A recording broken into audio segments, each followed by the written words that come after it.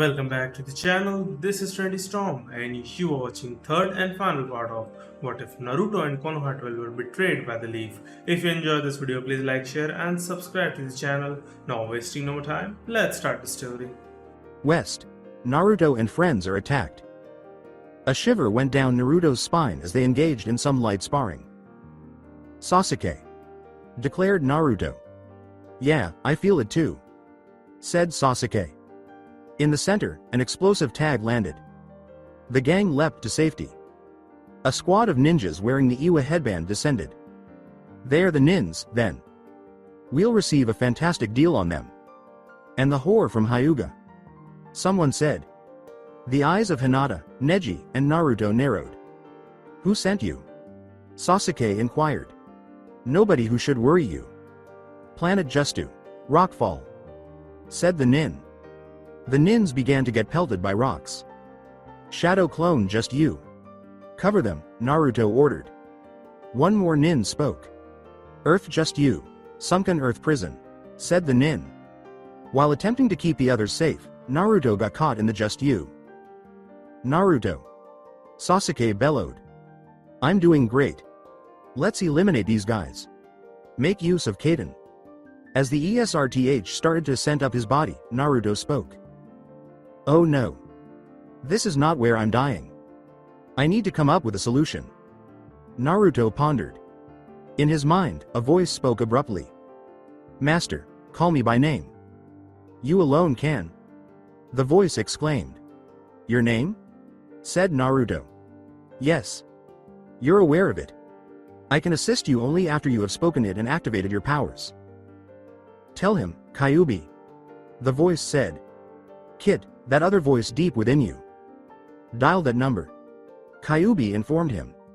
I call you now. Konoha. Setsui examined the ghost reports. A nin had retired from service and one merchant had been referred to an asylum. With only 2 reports, a drug or other substance must be involved. The paper was marked as finished by Setsui. Danzo remained silent. Far too silent. Team, take care of Danzo, said Dragon. I want to keep an eye on him constantly. Setsui stated. Dragon answered, yes, Hokage. There was a tap on the door. Setsui commanded, enter. A secretary came into the space. Sume Inuzuka is here to see you, says the woman. Let her in, Setsui stated. He suspected that the elder's desire for her daughter's marriage was financially motivated. Lord Hokage, please put an end to this. Now that Hana is my only child, furthermore, it is reprehensible to wed her off to a low class businessman twice her age, stated Sume. I get it, but clan politics are outside the Hokage's purview. I can only express my disapproval. I can't stop it, Setsui stated. Sume gave him a glare. Give someone a kiss. Sume pondered. So my kid is just a piece of meat to be traded? Are you unable to act? Sume became furious. Setsui calmly glanced at her. I would stop them if I could, but according to Konoha's charter, no Hokage may get involved in clan matters unless they pertain to the village's safety. There's nothing I can do. I apologize. Setsui. Sume burst out of the Hokage's chamber. Hiyashi was there to greet her. What do you want, Hiyashi? Sume became furious. Your request failed? Stated Hiyashi. Are you serious? Do you wish to know that? It's easy to break something apart, Sume remarked. Hiyashi grinned. What if you and Hana could both be safe? The elders intend to depose you as head of the clan, as well as the new members of my clan. There is opposition to most clan chiefs. There is a meeting in the Forest of Death tonight. 8 p.m., stated Hiyashi. Sume gave a nod. I'll be present. I'll also bring Hana. I can't take my eyes off of her, stated Sume. Hiyashi gave a nod. The 2 captains turned to leave. Hiyashi strolled over to his compound, which in the years since his kids had left had taken on the appearance of a prison. The new elders, who were just as evil as the old ones, were sided with by the branch members. They desired the return of Hanabi and Hinata for repopulation. Hiyashi was relieved that his kids were out of the village. Hiyashi, any updates on the Hokage's order for your daughters to return? We have arranged lucrative unions. An elder said. Not at all. He was in an assembly. I need to talk to him about it tonight, stated Hiyashi. Very well, said the elder. Walked to his office, Hiyashi.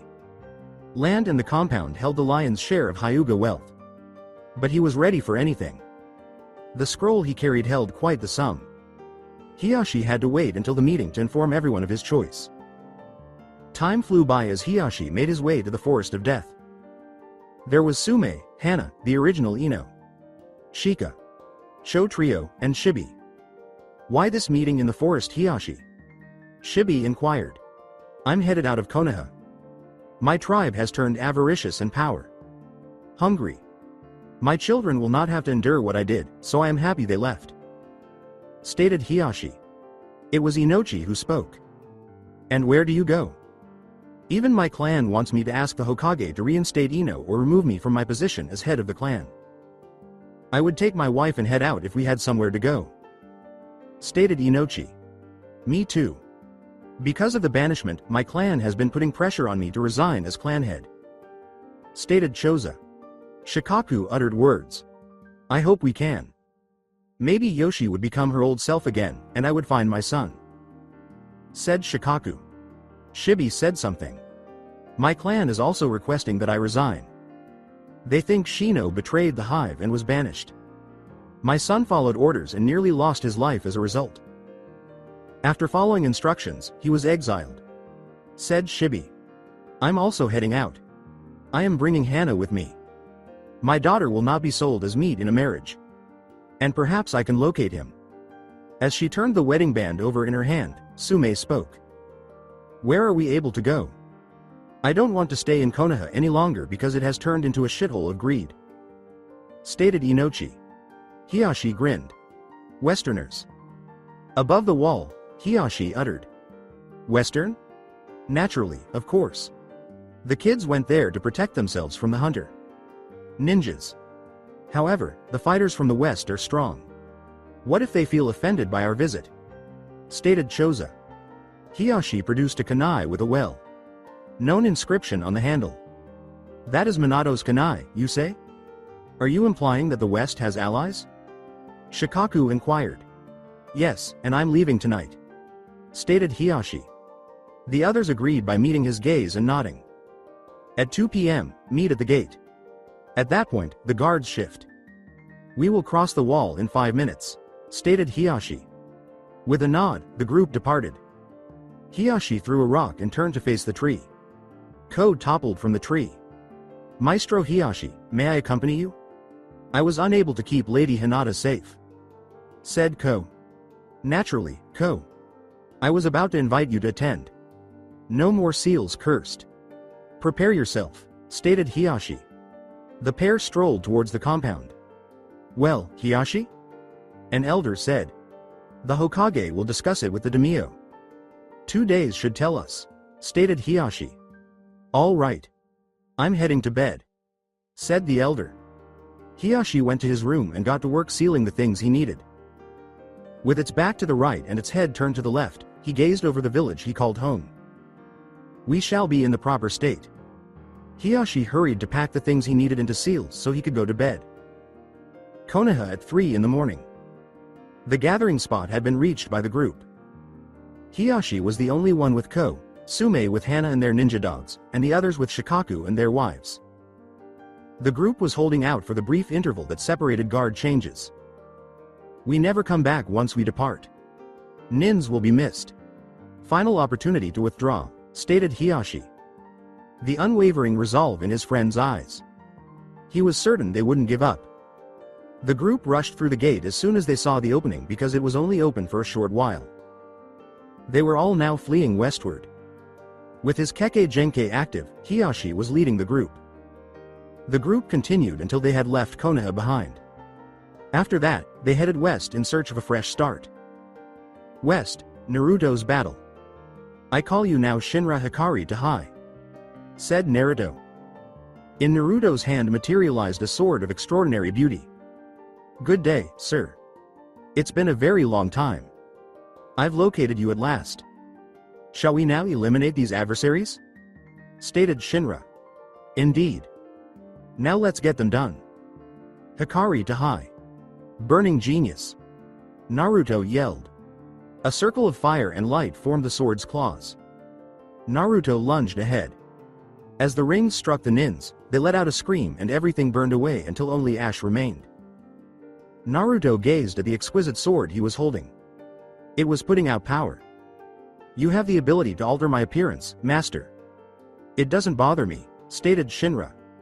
Can you transform into something obscure? Something like a bracelet, perhaps? Naruto inquired. Yup, Shinra turned into a bracelet with a fox on it. After giving the group a quick glance, Naruto passed out. As he went down, Sasuke caught him. Naruto? Exclaimed Sasuke. He's dozing off. He exerted a lot of force that his body was not prepared to handle, said Riska. He was carried to the camp by Sasuke, who then put him in his tent. Toguro emerged dragging one after training with Guy and Lee. So, more than 2 groups were sent? Let's investigate who is actually hiding, said Riska. Demi snapped his fingers and nodded. The nin shifted, becoming a root nin instead. Hanzo, throw him in. When he gets there, he will enjoy himself, said Riska. In the tent, Toguro threw the nin. A voice said, looks like we missed a fight. Riska looked in that direction. Nearby stood a diminutive woman with faded pink hair. Genkai, hello. I'm happy you could attend, said Riska. I found the dojo to be boring. Where is Dimwit? Said Genkai. With Kurama and Hiei, he went to the village north of here to get supplies. He ought to return by nightfall, Demi stated. Genkai gave a nod. As I mentioned in the second letter, Nagato is transmitting energy to Hanzo through spears in his body. Hanzo is confined and restrained by us. Nagato's health won't get better until the spears are taken out, said Riska. Tsunade stepped forward and Genkai listened. Tsunade Senju, this is Genkai, said Riska. Tsunade, who had heard about Genkai, bowed. Hello, Tsunade. Lady Genkai. Genkai is going to be fine. I have no use for titles. Tell me all the information you have about the patient, said Genkai. Tsunade shared with Genkai all that she discovered while examining Nagato. Thus, the spears are bound both in spirit and flesh. I understand. I want to see the patient right away, said Genkai. Tsunade and Genkai strolled over to Nagato's medical tent. Riska watched them walk in. A bird with a letter in its mouth descended upon her. Riska took it open. Riska. A number of Konoha citizens have defected, so the city has ordered its citizens to stay put. I think it's the young people's parents. I'll follow along and assist them in reaching the west. Jack. Riska grinned. Konoha is therefore starting to reap the bitter harvest. She pondered. Minato? Riska gave a call. Minato left Naruto's tent without a word. Yes, Minato replied. How would you like to give the daimyo of Fire Country a true scare? Riska smiled as she said that. Minato grinned too. That would be interesting. With a fox. Like grin, Minato spoke. Indeed, it would, said Riska. With a nod, Minato went off to frighten the daimyo. Riska let out a sigh. Similar to a father and son. Riska pondered. From behind her, a hand extended. Riska spun around and gave it a serious smacks. Ah. That hurts. A man stated. And I have told you many times that sneaking up on me will get you hurt. Riska chastised her. The man smiled back at that. I'm really offended that you would hit me. After all, I came here to question someone at your request. The man uttered. Riska gave a headshake. However, why do you need me if it's a person? People are, you know, kind of immune to my powers. Now, the man spoke with seriousness. Distant from this one. Hanzo the salamander is this person, said Riska. The man's lips became tighter. So, the attack did not kill him. He first attacks my world, destroying it and millions of lives in the process, but somehow you managed to bring a handful of us here. One of the principal leaders is now present. He will either talk to me or not when I question him. The man uttered. Riska pulled him aside. Hanzo is currently in danger of losing another life. He was inserting spears into a nin known as Nagato in order to use him as an endless source of power. Any damage done to Hanzo could also harm Nagato as long as he is connected, said Riska. The man gave a nod. Spiritual connections? I saw Genkai here for that reason. I suppose I will see if I can help them at this time. Right now, getting those conduits out of the body is the top priority. It should take a few days for the others to arrive. The man uttered. Riska gave a nod. As always, quick to recognize other people's needs. You can question Hanzo after Nagato is released, said Riska. The man grinned. And he will remember the name. Konoha, at the meeting the following morning. Setsui was furious. The clan leaders had the audacity to skip this important gathering. Dragon, find them, Setsui stated. With a nod, the Anbu departed. The nin was back in no time. Dragon declared, Hokage, they're gone. Next, locate them. They will, Setsui uttered. By defecting, I mean that they departed from the village. One sentence and slashes on their headbands were left in their rooms. What? Which sentence? Setsui stated. Konoha is no longer our home, Dragon declared. Right now, nobody is allowed to leave Konoha unless they have business there. Unless instructed otherwise, all non-essential staff members should remain at home. Nobody enters or exits without my permission, Setsui stated. Ninjas leapt to comply. Before long, word of the directive had reached every Konoha resident. The entrance was shut. Setsui went into his office, where a horde of ninjas waited for him. Hokage, please give your approval for these clan head appointments. After all, we are, an elder remarked. So you name your clan leaders so soon? Without conducting an appropriate examination? Setsui stated. The older person stammered. We were just meaning temporarily, said the elder. Any and all requests for the clans must go through the Hokage's office going forward until further notice. I will approve the clan heads following a proper examination and test. We are currently and will remain in a hold pattern for some time to come. I am leading all clans as their clan head until these are revoked, Setsui stated icily. The seniors were incensed. You are incapable of doing that. Those traitors have left. An older person shouted. Setsuki said something. Hokage is WHOIAM. As of right now, my word is law. Up until more notice. This order's disobedience will all end in a sweet and painful death. Setsui bellowed. Hokage, we can't control the branch family if we. The Hyuga elder started. The elder's head simply left Setsui's shoulders when he raised his hand. The others stopped talking. As I said, any and all, Setsui stated. While they observed the elder's body, the others remained silent. Once more, Setsui spoke. Place this one on display as a warning for a few hours, Setsui stated. With the dead one in tow, the others ran out. Setsui winced. It appears that clans are the source of corruption. Danzo will soon attempt to topple the authority. Setsui surveyed his desk, thinking. He needed to explain everything to his cousin in a message. Fire Nation. Demio residence. Minato formed a hooded figure out of his chakra. He crept into Demio's bedroom while he was sleeping by himself. As he slept, Demio muttered. Minato edged nearer. Demio, wake up, Minato stated. Demio rolled onto his side. Minato smiled. Damiyo, awaken.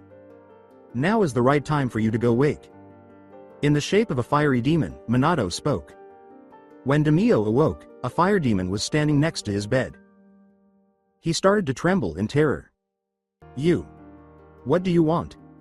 The Demio inquired in the hopes of making an offering to placate the demon. Minato grinned. Refuse Konoha's requests for anything other than the necessities. I've also been offended by someone named Danzo. If you don't punish him within a week, I'll come back and you'll get his punishment, Minato stated. Demio gave a nod. I will see it done, declared Demio. Minato studied a wall. Mounted tapestry. Pricey and of excellent quality.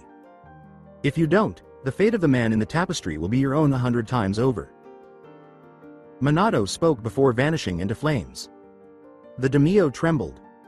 And daimyo, I will know. When the flame went out, Minato spoke.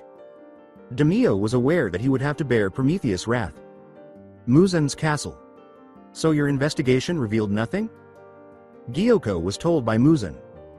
They said that the leader sent some people on missions, but I didn't see anyone. Something stopped me from entering the village when I tried, said Gyoko. Muzan gave him a snarl. Useless, stated Muzan. He turned to face his slave. Anything on Akaza? Muzan inquired. Even though he is making an effort, eating men is the only thing that slows him down.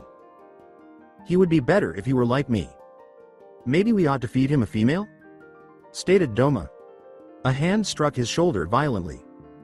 Doma, we must hold to everyone's ideals or else we lose sight of them.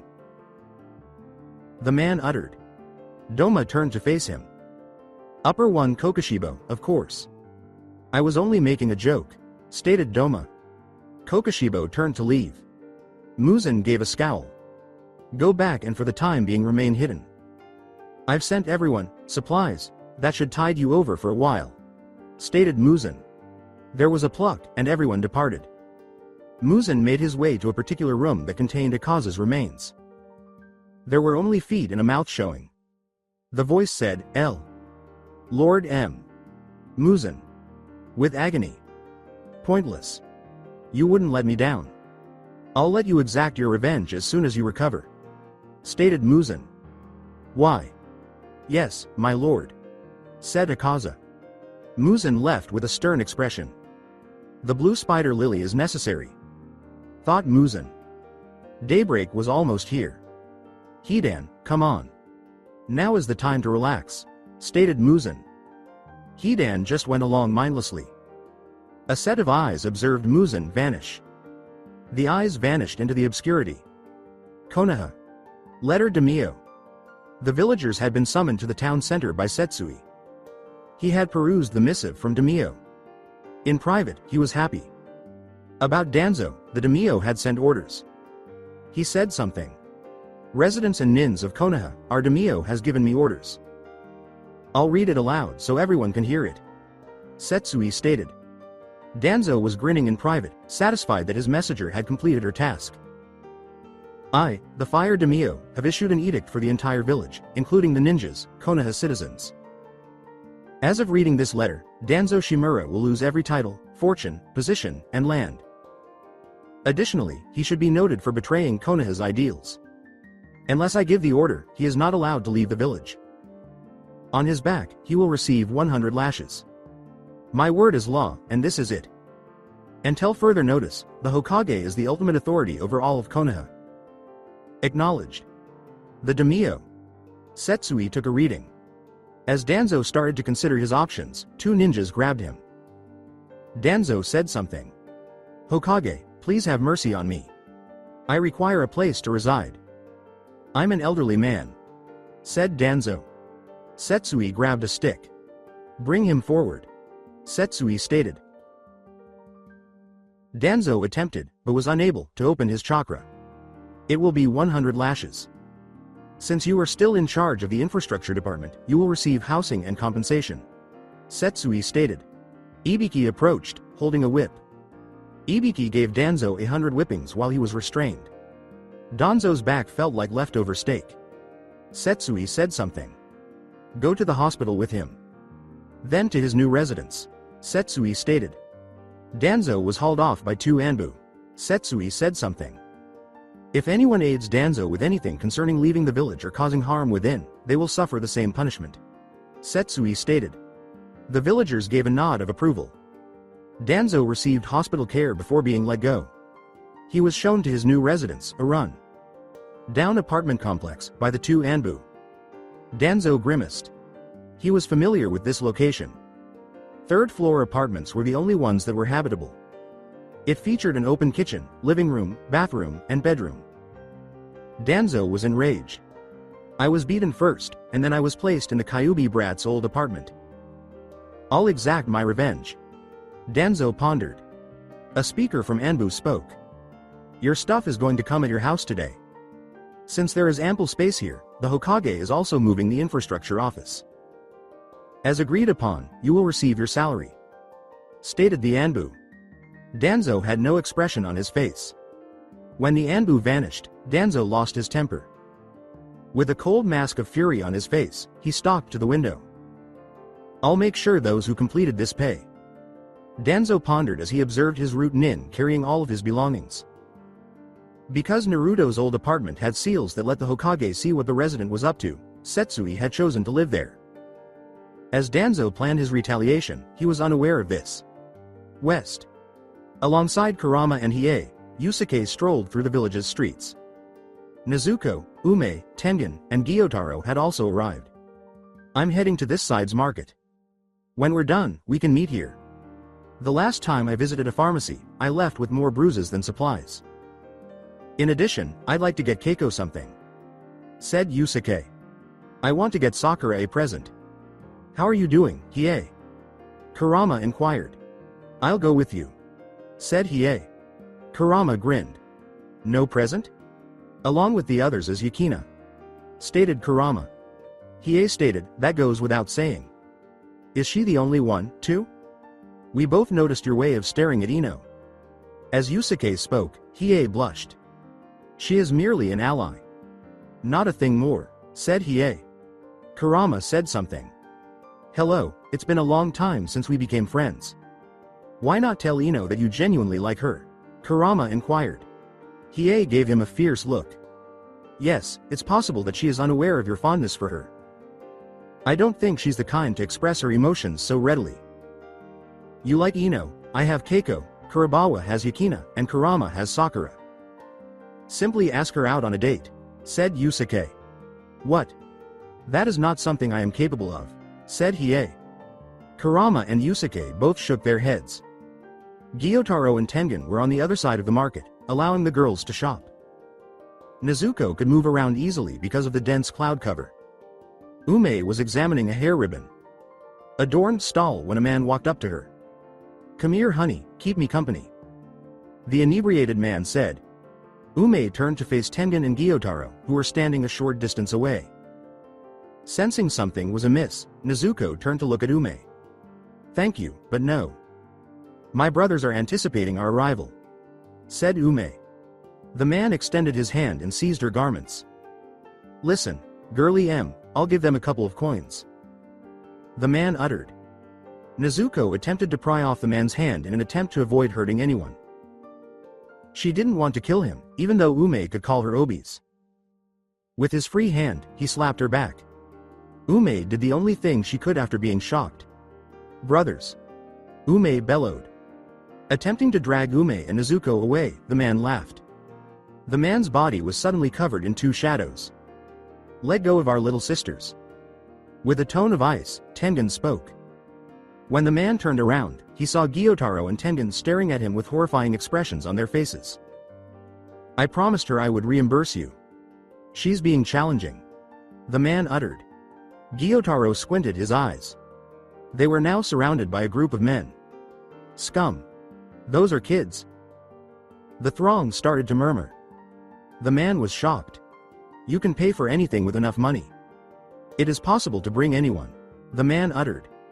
Tengen's eyes hardened, and Gyotaro's eyes grew icy cold. Let me go, said Ume. Tengen moved ahead, his eyes icy. Ume was still being held by the man. Tengen was thrown a bag of coins by the man. There it is. Money. With a smile, the man spoke.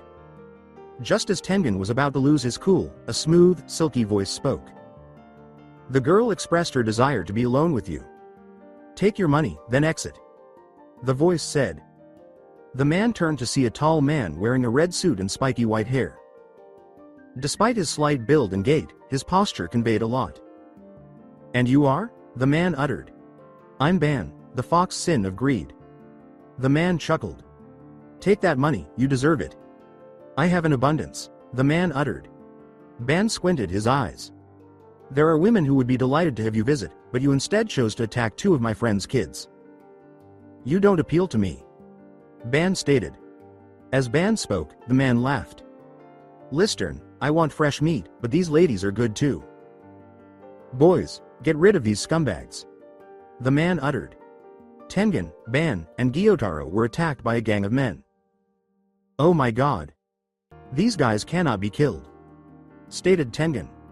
Ban was also holding back. "That scumbag is using Ume and Nezuko to elude us. We must move quickly," stated Gyotaro. Ban grinned. "Well, I wasn't here by myself. Greasy is going to discover the precise consequences of offending a woman," Ban stated. He was given a strange look by Tengen and Gyotaro. The greasy man was suddenly hurtling backward into the throng. There with Ume and Nezuko was a girl with pigtails. The agitated man cleared his throat. "It appears that you have made new friends of ours. I don't need to hold back now that Diane has freed the girls from your control," Ban stated. Again, the man coughed up blood. "What steps will you take? Murder me?" said the man. Ban had a crazy smile on his face and narrowed his eyes. "No, but you will wish I had," Ban stated. The man was terrified at that point. Ban had a terrifying smile. Ban took hold of the man's hair. "Let's go have some fun now." "Is that what you're searching for, correct?" Ban stated. Gyotaro and Tengen were on either side. With a knife in his hand, the man lunged at Ban. Ban smiled once more as the knife sliced through him. The man grinned until the wound started to mend. Ban's eyes grew icy. "So that you can recover. I'll pay you to protect me. All the women and wine you desire. Plenty of gold," the man uttered. Ban's gaze grew icier. "At this moment, I have everything I desire. Like you, I detest scum." Ban spoke with a venomous tone. "Please don't kill me," the individual stated. "I will not murder you. I will teach you the proper way that real men handle women," Ban stated. He leapt upon the man and started beating him. Ban was missing key spots and reserving his punches. Tengen and Gyotaro had beaten the other men to mush. The man cried out for help. Ban made one final contact with his face with his fist. "Remember, if you ever do anything illegal again, I will finish the job." With luminous eyes, Ban spoke. As he lay there in the mud, the man nodded in understanding. Ban got up and approached the others. "Ban, that man needs to be castrated," stated Diane. "Ban hurt him worse than that, didn't you?" stated Tengen. "Yes, I did damage his ego." "Are you all right?" Ban inquired. "Yes, we are fine," said Ume. The group started to collect what they required from the AHOP. A tiny explosion shook the village abruptly. "Diane, return to the boarhat with the girls. Inform captain of the situation," Ban stated. Diane grimaced. Diane is the only one who can go get assistance. Additionally, the sun is going to come out that way, and I don't want to deal with an enraged Tanjiro, Ban stated. Dwayne quickly went to the boarhat after grabbing the girls. Ban hurried to the scene of the explosion along with the others. Rubke was in every place. Screaming and running people. In the center of the village laughed a monster. The company broke up. "What the hell is that?" Ban stated. Both Gyotaro and Tengen had taken out their blades. The creature approached. We need meat. Meat from humans," says the monster. When it summoned additional monsters, Gyotaro, Tengen, and Ban were prepared to battle it. Damn. 20 tiny monsters appeared in front of them, and Ban spoke. The creatures rushed the assembly. Rose whip. Spirit shotgun. There was a cry from 2 voices. 10 monsters crumbled to dust. Kurama, Hiei, Kuwabara, and Yusuke charged up. "What the hell is that thing?" Yusuke inquired. "Monster cannibal. Desires human flesh," stated Gyotaro. "Muzan's creation?" Kurama inquired. "No, this is someone's experiment. Muzan's works are not meant to be exposed to sunlight," stated Gyotaro. Yusuke was enraged. People need to stop playing with others' lives. As the monster produced more of the tiny monsters, Yusuke spoke. "Kill them." The big monster spoke.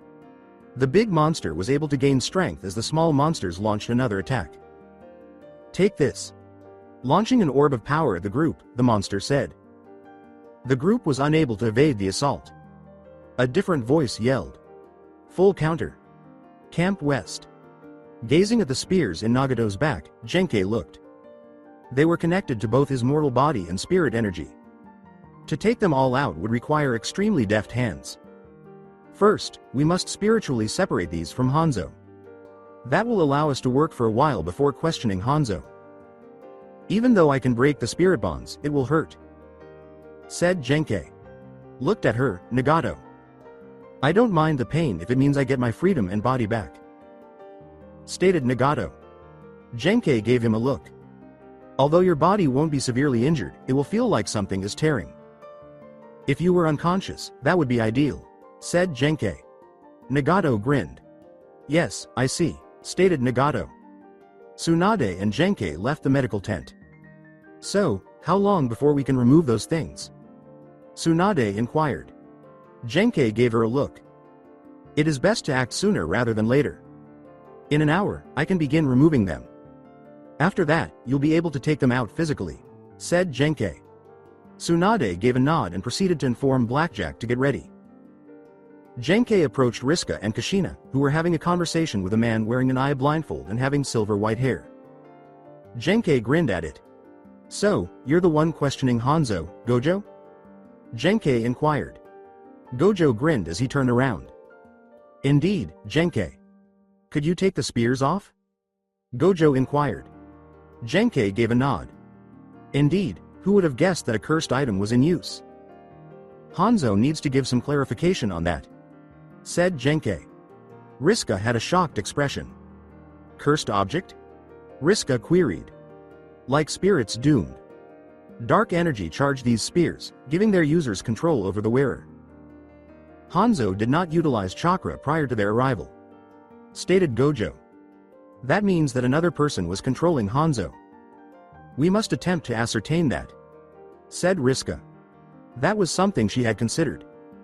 The person holding the strings is attempting to subdue the creatures with long tails. Riska pondered. A feeling passed over Riska as Kahani and Demi were talking. She rushed over to Demi. Where are the others? Riska inquired. The others are training close to the river, while Naruto is still outside. There with Toguro. Why not? Demi inquired. Riska said something. There's a problem. Everyone in this place is secure, but, said Riska. She abruptly threw a knife into the air. A sluggish voice said, You missed. Riska grinned. Wasn't trying to hit you, King, said Riska. King drifted downward. Riska took her knife from him. Diane and Ban headed into town. Others are approaching on the road, King stated. Riska grinned. Did Merlin come with you? Riska inquired. Yes.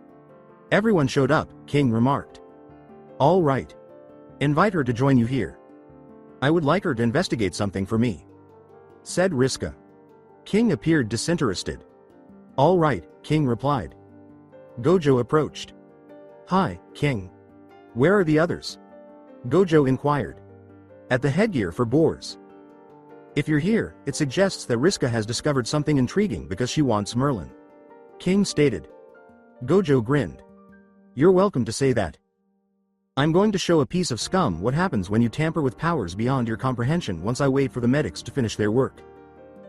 Gojo spoke in a chilly tone. King became alert. So, has someone been tampering with said objects? Merlin detected the presence of cursed magic nearby, King stated. You also felt it. You went ahead for that reason, Demi stated. Yes. It is not logical. Cursed magic is less effective over a wall than it is on its opposite side, King stated. That's because the user and victim of the cursed magic is here, said Riska. Merlin sensed it because of this. Thus, the person who needs the items removed is the victim. Body and spirit must be connected to the cursed object. King remarked as he observed the village emitting smoke. There appears to be some unrest in the village. Would you like to leave? Demi inquired. Not at all. There's Tengen and the others. In addition, I sense that we will soon be hosting guests, said Riska. Demi gave a nod. I'm going. I have to assist Diane in gathering a few items. I'll talk to you later today. Flying away, King said. Riska cast her gaze eastward along the road, Every sense was alert. Demi, alert everyone to their surroundings. Something is about to happen, said Riska. With a nod, Demi took off to alert the group training. Kahani and Eric approached. Eric asked, Queen? Pay attention. The parents of the ninth are en route. Those who will cause trouble will be behind them, stated Riksa. Yes, Queen, I'll stick with you, said Eric. No, Eric, Naruto is not awake yet. He'll require protection. Kahani is going to scout ahead. You're going to stay here. Standing watch. Nagato will be here, along with Tsunade and Genkai. Gojo can keep them safe, but I'd rather have more than one, said Riska. Eric said, very well, Queen. Riska let out a sigh. Eric, Kushina will be here too, and they are unable to defend themselves. Jack is keeping an eye on the other visitors, said Riska. You think they are going to do 2 attacks? Kahani inquired. Indeed. One will, in my opinion, be a diversion and the other the primary attack, said Riska. That's when Eric realized. My queen, of course. A divided offensive and defensive strategy, said Eric. Exactly. Riska remarked while observing the forest. We need to be ready. Riska pondered. She observed the rising smoke from the village. A kunai appeared out of nowhere. Somehow, the root nin was on the loose and launching attacks. Riska easily sidestepped the kunai. She gave him a fierce look. I'll kill you and take your body back to my master, said the nin. Riska grinned, her smile icy. Death me? Not in my opinion, said Riska. She was charged by the root nin. Earth Justu, Earth Prison, said the nin. Riska leapt into the air and descended quickly to avoid the attack. Forbidden Justu, Sleeping Acid. Riska exhaled a gas and said as much. The sleeping gas had ensnared the nin. He struggled to breathe and coughed. As more nins landed, Riska jumped away from the sleeping nin. Demi flew low and grabbed the one who had leapt up behind her. Riska flipped away as the ninjas charged at her, revealing a woman with golden eyes and a black coat standing there. Me. These guys don't seem to have any manners. Are any alive needed for you? Says the woman. Riska replied. Riska said, leave one alive. One nin sneered, who are you bitch? I am Merlin the boar sin of gluttony and you are my new test subjects. Country of Fire. The Konoha group knew that hunters were pursuing them, so they were timing their run twice. All right. Examine this. Leaf nins missing. The Iwa nins will probably pay a good price for a bloodline. A hunter said. Hiyashi and the others searched for a non-violent exit. The hunters group grew by twofold. They started giggling.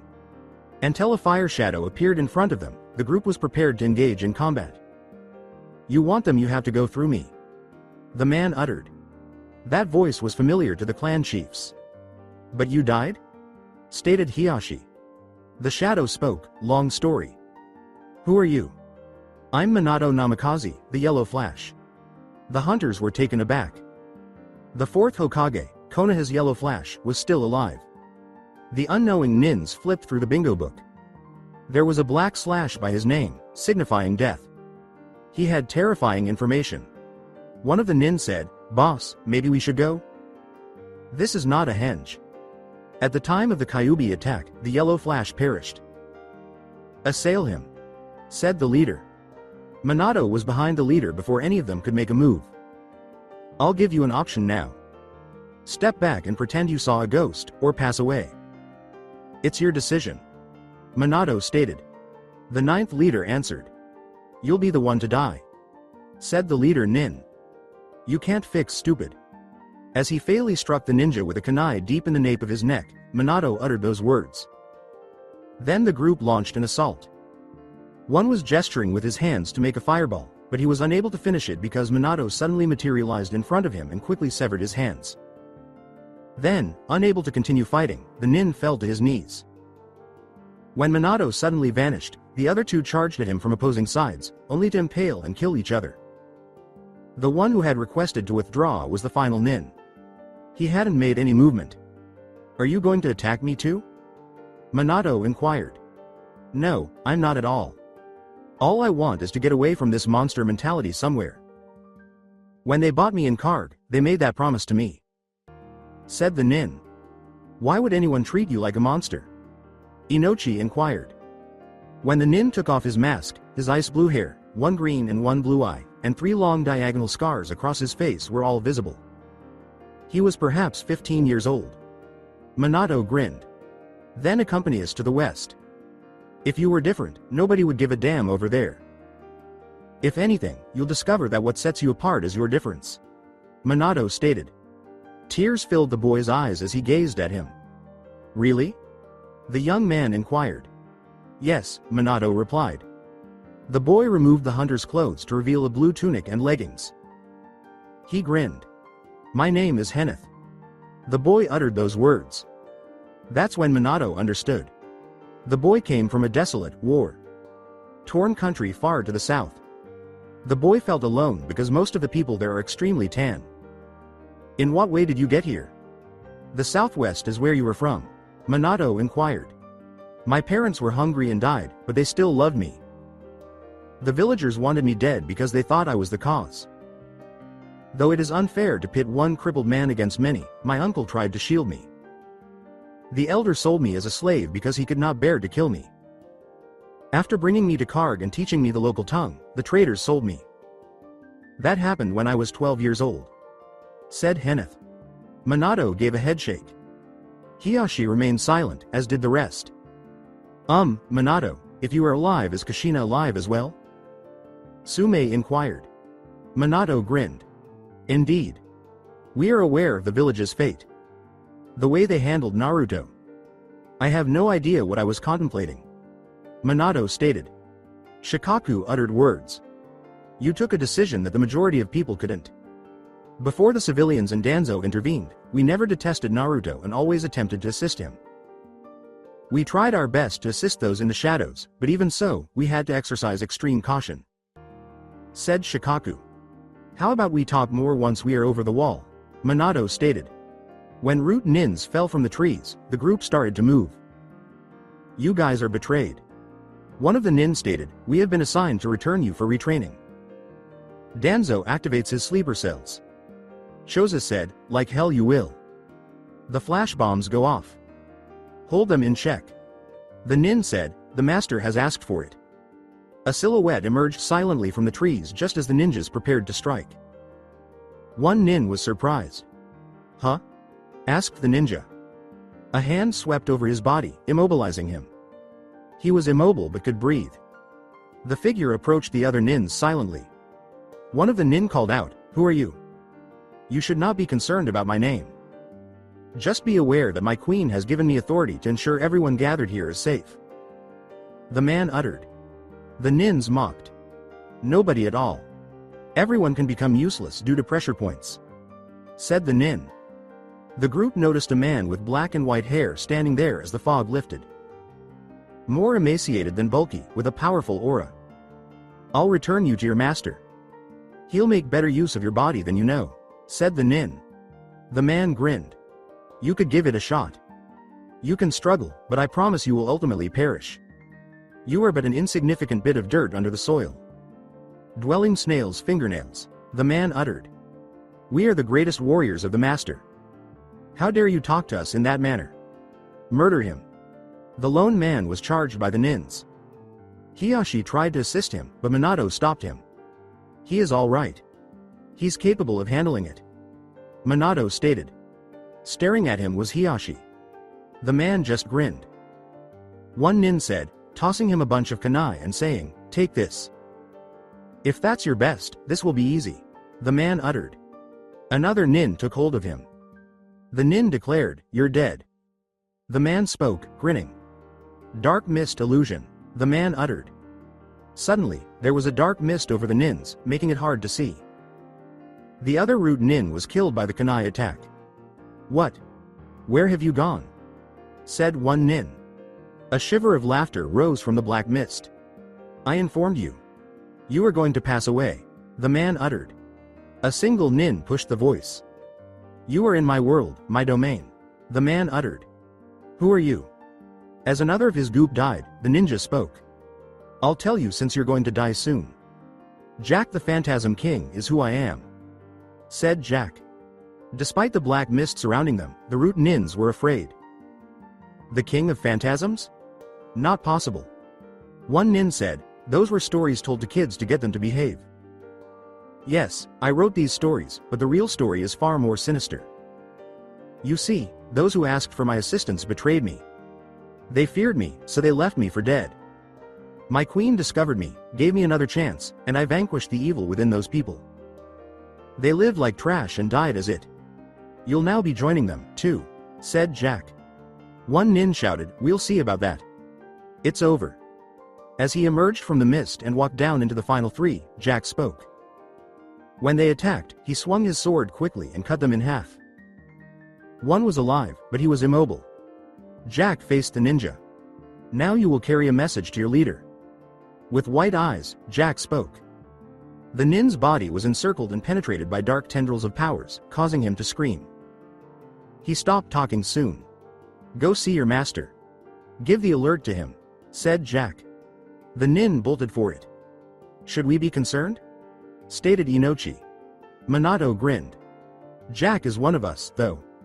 He is Westerner by origin. Minato stated. I apologize for the impolite start. I was dispatched to ensure that anyone traveling west is authorized to do so, Jack said as he bent down. With a nod, the group turned to face one another. Minato grinned. Let's go home. Konoha. So they're not found by the hunters? Should a bounty be placed on their heads? A civilian inquired. As we speak, the Hokage and the daimyo are meeting. Maybe daimyo will comply with that. Someone else stated. Danzo grinned upon hearing this. It will only take me a minute to take control of the daimyo. Danzo pondered. He had to get close, he knew. Is daimyo present here? The red carpet roll escaped my notice, says a second civilian. No, in order to communicate, he sent a special orb. Daimyo is staying put because his house was broken into, someone else stated. Danzo grimaced at that comment. Oh no, Danzo pondered. Setsui reported all of the events in the Hokage Tower. So all the clan heads left? Declared daimyo. Yes. Therefore, the clan heads are currently just symbolic figures. After they have worked for a year in the Nin Corps, I will permit them to be appointed. No one entering without a purpose. You must give your approval to every mission, declared daimyo. Obviously. However, should we enter the clan heads in the bingo book? Setsui inquired. No. The other villages might try to start a war if they notice how many people we have lost, declared daimyo. Setsui gave a nod. Setsui, let me make one more request. Danzo is involved, the daimyo remarked. Setsui said, I'm listening. West. Snapping her fingers at the group, Merlin grinned. A man had a black goo covered in ink. The ninny exclaimed, Wah. Ah. As the black substance started to burn all over his body. The fact that the others saw nothing astounded them.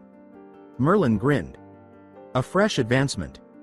You get burned by the black goo while the others don't notice. Interesting. But you're all like my toys, stated Merlin. A single nin faced her. Stop talking, bitch. You're mine, the ninja cried out. Merlin grinned. Oh my. You're not serious at all. A smile appeared on Merlin's face. Every nin rushed toward her. With a snap of her fingers, the nins' bodies were encircled by long, silky strings. Merlin grinned. A puppet is a puppet once and forever. Since these strings originate from you, they're bound to you. The chakra in your own body became strings. You are essentially my toys. With a snap of her fingers, Merlin spoke. The nins had become motionless. The smell of fear emanated from each of them. A nin soaked himself. All right, all right. Not as good as it once was. I own you as of right now. I need some lab rats because I have some experiments to run. This is your current state of existence, stated Merlin. The nins felt afraid. There's nothing you can get from us. We are protected by the seal. Someone said. Seal? Could I get a look? Stated Merlin. The nin displayed a seal by opening his mouth. Ah, I see. So let's see what occurs when I carry out this action. Merlin uttered those words while snagging the nin's tongue and pressing a metal rod into the seal. The seal gave a hiss and vanished. Well, then, that explains it. I don't need you anymore because you gave me exactly what I wanted, stated Merlin. The strings were being attacked by the nins. With a smile, Merlin broke the bonds holding the ninjas. All at once, the chakra that was being restrained was released, causing bones to shatter and the strings that were attached to them to break. The nins burst into a jumble of bones and blood. Glancing at the tent containing the prisoners, Merlin smiled. All right, all right. I'll see what assistance I can provide. As she observed the nin's bones and blood seeping into the earth, Merlin spoke. She turned to face the village. Oh, looks like Captain is having fun, stated Merlin. West Village. Full counter, stated Melodias. The cannibal monster lost himself in the heat of his own battle. The monster chanted, kill, kill, kill, while using his own strength to burn. Before long, the monster had reduced to a gelatinous puddle. What the hell? Said Yusuke. Long ago, the villagers had left. Melodias grinned. Exactly what I was thinking. I had better get Merlin a sample, stated Melodias. We have to head to camp. It is necessary to report this, stated Tengen. The group ran to where the girls were, under the boar hat. Brothers, Ume exclaimed, embracing them. It's all right. We had to walk to the camp. They'll attack them too if they attacked here, Ban stated. Merlin's there, said Elizabeth. All right. That's excellent. How's her and Gil are doing? Melodias inquired. They detected an anomaly towards the north. Gauther and Escanor accompanied them, said Elizabeth. She had Julia behind her. Some of the attackers from the village? Ban inquired. No, these seem different, said Julia. Well, that was probably from over the wall. We have to get to the camp quickly, stated Melodias. A loud boom was heard abruptly, and a man who was barely alive fell into the path. Up until Kahani landed next to them, the others planned to assist the man. Don't, stated Kahani. A second figure fell upon the man. His arm had noticeable blue lines running up and down it, and his blue hair was a little disheveled. You attempted to harm my boss. I'm hoping you're still with us. I would really hate to see you go away without saying sorry, the man uttered. Grut, the man uttered, rolling his eyes back. And his body turned to dust. Well, all right. I think I went overboard, the man remarked. Ban grinned. Really, Sugaru? Ban chuckled. Well, this one tried to take her, and I owe Master for keeping me from turning into a monster.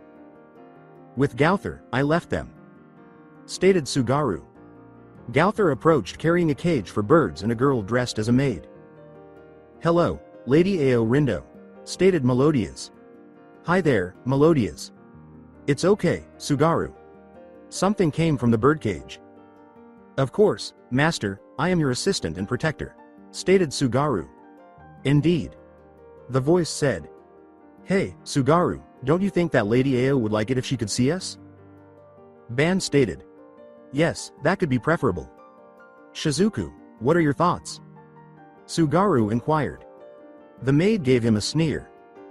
After everything they had been through with their master, the two were like brothers and sisters. I agree, but inside might be better, said Shizuku. The group made their way inside. After entering, Shizuku sat the birdcage down and took off the lace to uncover the head of a small girl. That's better, Master? Sugaru smiled and asked. Ao grinned. Yes, now I can see everyone, stated Ao. Sugaru became motionless in an instant. Sugaru, what is it?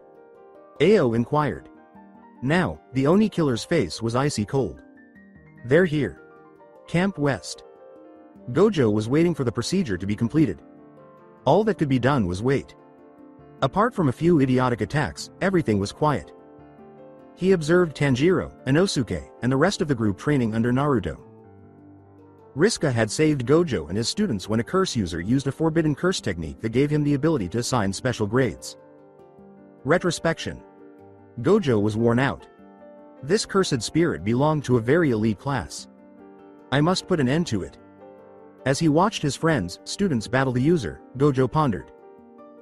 Megumi and the others were dealing with the spirits that were constantly escaping, while Itadori was engaged in hand 2. Hand combat with a large one. Die! Exclaimed the elite as he started attacking Gojo once more. Purple was not something Gojo could use unless he wanted to kill the others. Ha ha ha ha, poor Gojo has no strength. Millions of cursed spirits are free now. Everyone must bow or perish. Exclaimed the user. Gojo noticed the city was in ruins as he looked around. Regardless of the result, the city was lost. Lost innocent lives. Gojo was filled with rage. You should be burned because you were a piece of trash. How have they ever treated you? Stated Gojo. They were real. This world is being remade by me into my own empire.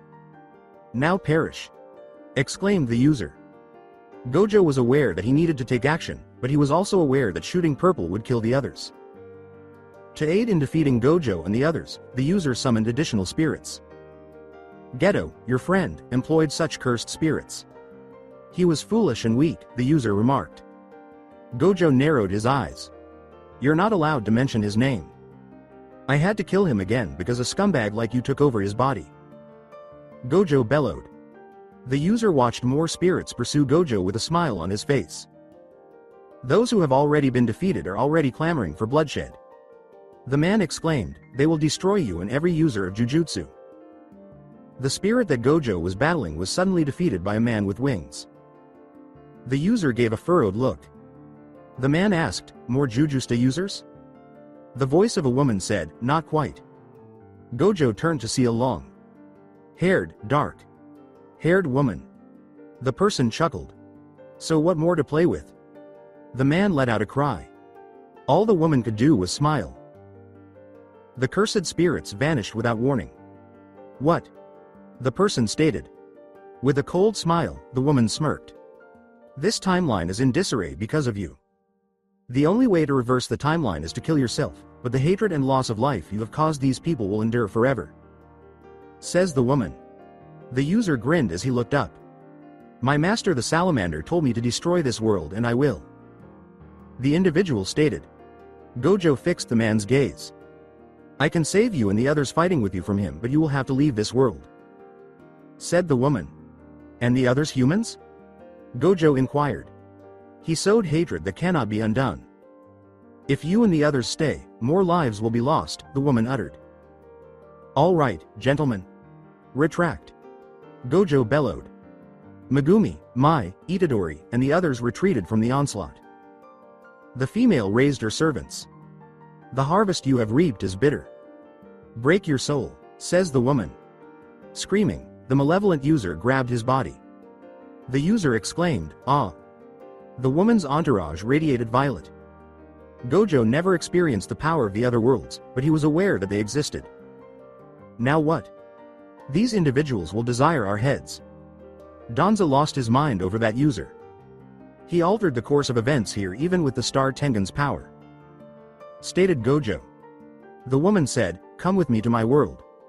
I don't even know your name. Stated Gojo. It's Riska Namikaze. Gojo? Gojo? Are you awake? Riska inquired. Yes, I was just bringing it to mind. Has surgery been completed? Gojo inquired. Indeed, Genkei has broken his connection to Hanzo. The physical bars are currently being removed by Tsunade and Blackjack. Said Riska. Well, I'll wait until they are finished before questioning Hanzo. Stated Gojo. Are you serious? Are you not waiting for someone? Said Riska. Gojo smiled. Am I that obvious? Stated Gojo. Not really. On whom are you waiting? Riska inquired. Gojo grinned. Riska grinned. From the woods emerged a deep voice. A young man said, I would guess Gojo is waiting on me. He was on the thin side, with blue eyes ringed in red, short dark hair, and blue eyes. Riska gave Gojo a sidelong glance. Gojo questioned the newcomer while maintaining a smile.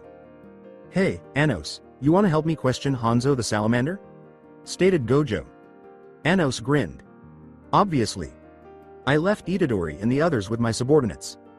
Stated Anos. Suddenly, Riska turns to face the east. Anos and Gojo had also brightened up. There were stronger people in the west. Riska grinned. The ones we have been waiting for appear to have arrived. Konoha. Setsui was seriously in danger. The secret justice from each of the several extremely strong nins that had decimated or captured the hidden leaf village had been taken. The daimyo desired an inquiry into the disappearance, but Setsui had observed a slit through the leaf symbol on the headbands of every ninja. I cannot hold them responsible. Setsui way of thinking. When the kids were exiled, they had no hope left. How will Danzo be impacted by the domino effect, I wonder? I want him to writhe in physical and spiritual agony as he caused her pain. Setsui way of thinking. Hokage, there appears to be a small issue. A nin reported, one of the civilian families decided to relocate to the capital and, as civilians are not ninjas, they may depart. Daimyo requested the Ida family before this whole thing started, if that is indeed them. Setsui stated. It's just that the Ida family has been the one in charge of the sewers, gutters, and cleaning of the streets after a storm. Said the nin. Setsui grinned. Don't worry. The infrastructure department will take over the sewer and similar operations. Setsui stated. With a nod, the ninja departed. Setsui smiled. West. The group was easily led into the west by Jack and Minato. Though tired, the nins were secure. They grinned upon seeing a camp up ahead. Jack said something. This is our camp. Soon, we'll pass through the barrier that has been erected over it. Said Jack. The group reached the barrier rather quickly. Everybody went through the barrier. Hiyashi and the others scanned the area in search of the kids. They're receiving instruction. They will be delighted to see you, I'm sure. Minato stated. A woman came up to the group. Minato smiled and stepped forward. Are you the kids' parents? She inquired. Permit me to introduce each of you. Hiyashi Hyuga, Sume and Hana Inazuka, Shini Aburame, Skikaku Nara, Shoza Akamichi, and Inochi Yamanaka. Yoshino Nara, Aki Aburame, and Atakai Akamichi are the wives. Introducing Riska Namikaze, Minato said. Namikaze? I believe that you were the final Namikaze. Stated Choza. Minato said something. Until I traveled to the west, I did the same. Furthermore, a few members of Kushina's family also lived. Minato stated. There were, therefore, survivors of the villages of Nami and Uzu that had been destroyed. However, why didn't Konoha provide them with refuge? Hiyashi remarked. Because Nami attempted to mediate a peace to end the war, and one of those in authority ordered the attack on Nami. Uzu also extended assistance. Said Riska. So Konoha ordered the destruction of Nami? Choza inquired. Not at all. To continue the war, someone else took action. Said Riska. So, Nami and Uzu were destroyed by greedy men and the survivors written out of history. Said Shikaku. Riska grinned. Indeed, but it made us stronger. Said Riska. Jack went suddenly frozen. Riska asked, Jack? We're having problems. They must have learned that this is the son of the Dog King. The ninjas are where? Said Jack. Riska had icy eyes. Toguro and the Hashira together. I've already informed the others of this. Said Riska. A massive, balding man walked up to the group. Tall and broad, he had a nasty scar running across his face. It appears that we have located the Dog King's son's little hideout. We are going to take his head. Whoa, it appears that a dog follower has also arrived. The man spoke harshly. Sum's gaze grew cold. He is discussing Kiba. He is not going to touch my kids. Stated Sume. Hana, follow us. You'll have to watch out for our backs. Stated Sume. However, Hana remarked. She is correct. In case they attempt a covert attack, we require a guard. As more men arrived, Shikaku spoke. Hana trailed behind the pack. The large man led the group as they charged. He pursued Sume because he believed she was a Dog King disciple. Sume realized ninjutsu wouldn't work against a man like that. She would have to think for herself. She bolted for a rock outcropping. The large man chuckled. Little dog, run. I'll get you. Along with you is the fluffy mutt. the man uttered. Running alongside her was Kuro. The dog said, "Sume, we need to do something." "I know, Kuro," stated Sume. She dashed over to the ledge. At the top there were two men. Sume was wary of them at first until she noticed the telltale red marks. "Mom?" With Sasuke by his side, Kiba spoke. He was called by Sume. "Go back, Kiba. They're after you," stated Sume. However, Kiba remarked. "Dickhead. Follow your mother's instructions," stated Sume. Kuro spun around to take aim at the large man. He launched him into the distance. "Come here, little mutt." Gripping Sume's hair, the large man exclaimed. "He moves so quickly, wow." Sume pondered. The large man smiled. "Let's have some fun." He said something, then stopped. Sume sensed his release of her. The large man was trembling violently. The big man was by the neck of a man who had handcuffs on his wrists and tattered clothes. "Keep your filthy paws off my mate." With a roar, the man tore out the big man's eyes. The large man cried out as his eyes were severed. "Ah!" The nig man collapsed to the ground.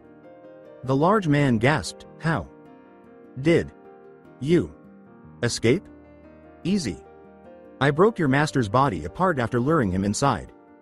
As he lived, he died," the man uttered. Sume remained silent, unable to believe what she was seeing. Her partner was still alive. Now that everything made sense, she was content. The fact that Kajan married outsiders and then inherited the clan was something she never liked. He was quite certain that Sume would be his. He needed to arrange this. Kajan had proposed marriage after her partner vanished. Sume declined. Kajan then made an attempt to persuade the Hokage and the elders to wed them. The elders understood the circumstances and were not swayed. Kajan then attempted to depose Sume, which resulted in his castration and the application of a servant seal. He was gifted to a prestigious family by Sume. All this had to be set up by Keenan. Sume snarled. "Simple, buddy. I'll handle this," the man uttered. "You murder me? Ha ha ha ha ha ha ha ha. I can smell you without even opening my eyes," says the large man. The man grinned. "I didn't say kill. No, my intention is to cause you pain, just as I heard the cries of the innocent people who are in your grip. You will ask to die, but I, the Dog King, will not give in to your requests." With a frozen voice, the Dog King spoke. The large man shook in terror, affecting Ki as never before. "Let's begin." There was only pure rage on the Dog King's face. He'd been asked for help, and these bastards had locked him up. That was why he had missed his mate and his kids. He gave the man a chilly glance. "You will tell me everything." Konoha. Setsui watched Danzo supervise the sewer clean. Out with a smile on his face. "Scum, I'm going to cause you even more agony." Setsui way of thinking. There was a note from Demio on his desk. Setsui. After looking into it, I think I was possessed. I don't remember anything about that day. But the damage is already done. I could alter the banishment order, but they wouldn't come back. Danzo shouldn't be put to death. Just degraded. The workers lost control of the pipe, smearing Danzo with a mixture of trash, rainwater, and shit. Setsui smirked. "Remain calm, cousin. The humiliation will come gradually." Muzen's castle, following reconstruction. Muzen cast a glance at the smaller demon he had dispatched to the rain village. No female, no blue spider lily. The leader had just up and disappeared. "So, you found nothing out?" Muzen stated. "Lord, nothing. Everyone I asked said they had never heard of such a thing." The ghost stumbled. Muzen gave the demon a fierce look. He would murder this worthless piece of meat if he could have chosen to create a new one. "Go away," stated Muzen. The demon vanished with a string pluck. Muzen strolled along the corridor where Akaza was undergoing healing. His hands and feet were back together, as was the lower portion of his face. "If you had gone, you would have brought me the information I seek back," Muzen stated icily. "When I am fully restored, I will serve you again, master," said Akaza. "We shall see." Ignorant of the pair of eyes watching him go, Muzen stalked off. Hidan's neck was shackled to Muzan's throne. His appearance was canine. Now, pet, let's see you bleed. North America. What do you mean you can't find pain? A man wearing a mask said. According to that description, there is no one in the Rain Village. Maybe he moved on. Orochimaru could receive a message from me. The steward stated. Not at all. His obsession with having the ideal body is too much. Wait, Pain might have disappeared because 2 of his members went missing. There is still time. The man uttered. For now, the damn seal held him in place. The ghetto must still be out there because Hanzo was unable to locate it. He would hold off a little longer. West. The man was seized by his shirt by the Dog King. The jostling hurt the man, as he whimpered. Now, who gave you the order to apprehend and retain me? Tell me right away, and I'll put an end to your pain. If you keep it to yourself, I'll make you suffer even more. It's your decision. Promising agony and torment, the Dog King spoke. The man grinned. I will soon be dead, my eyes ripped out. You come out short. The man spit out. The Dog King grinned, and the man would have seen the terrifying scene if he had eyes. Not really. You are no longer bleeding because I used a herb to stop my hand from bleeding. Ice in the voice of the Dog King. Grabbing his fingers, the Dog King started snapping them. Erg. The man let out a scream. Sume gasped. She turned to face the onlookers, Kiba and Hana. They hardly recognized him. I will inform you. That was a person's order. We were hired to hold you. They wanted to take ownership of your maid as their own. The Dog King twisted his hands, causing the man to scream. Sume snarled. Scum, he will be dealt with. As he put an end to the man, the Dog King said.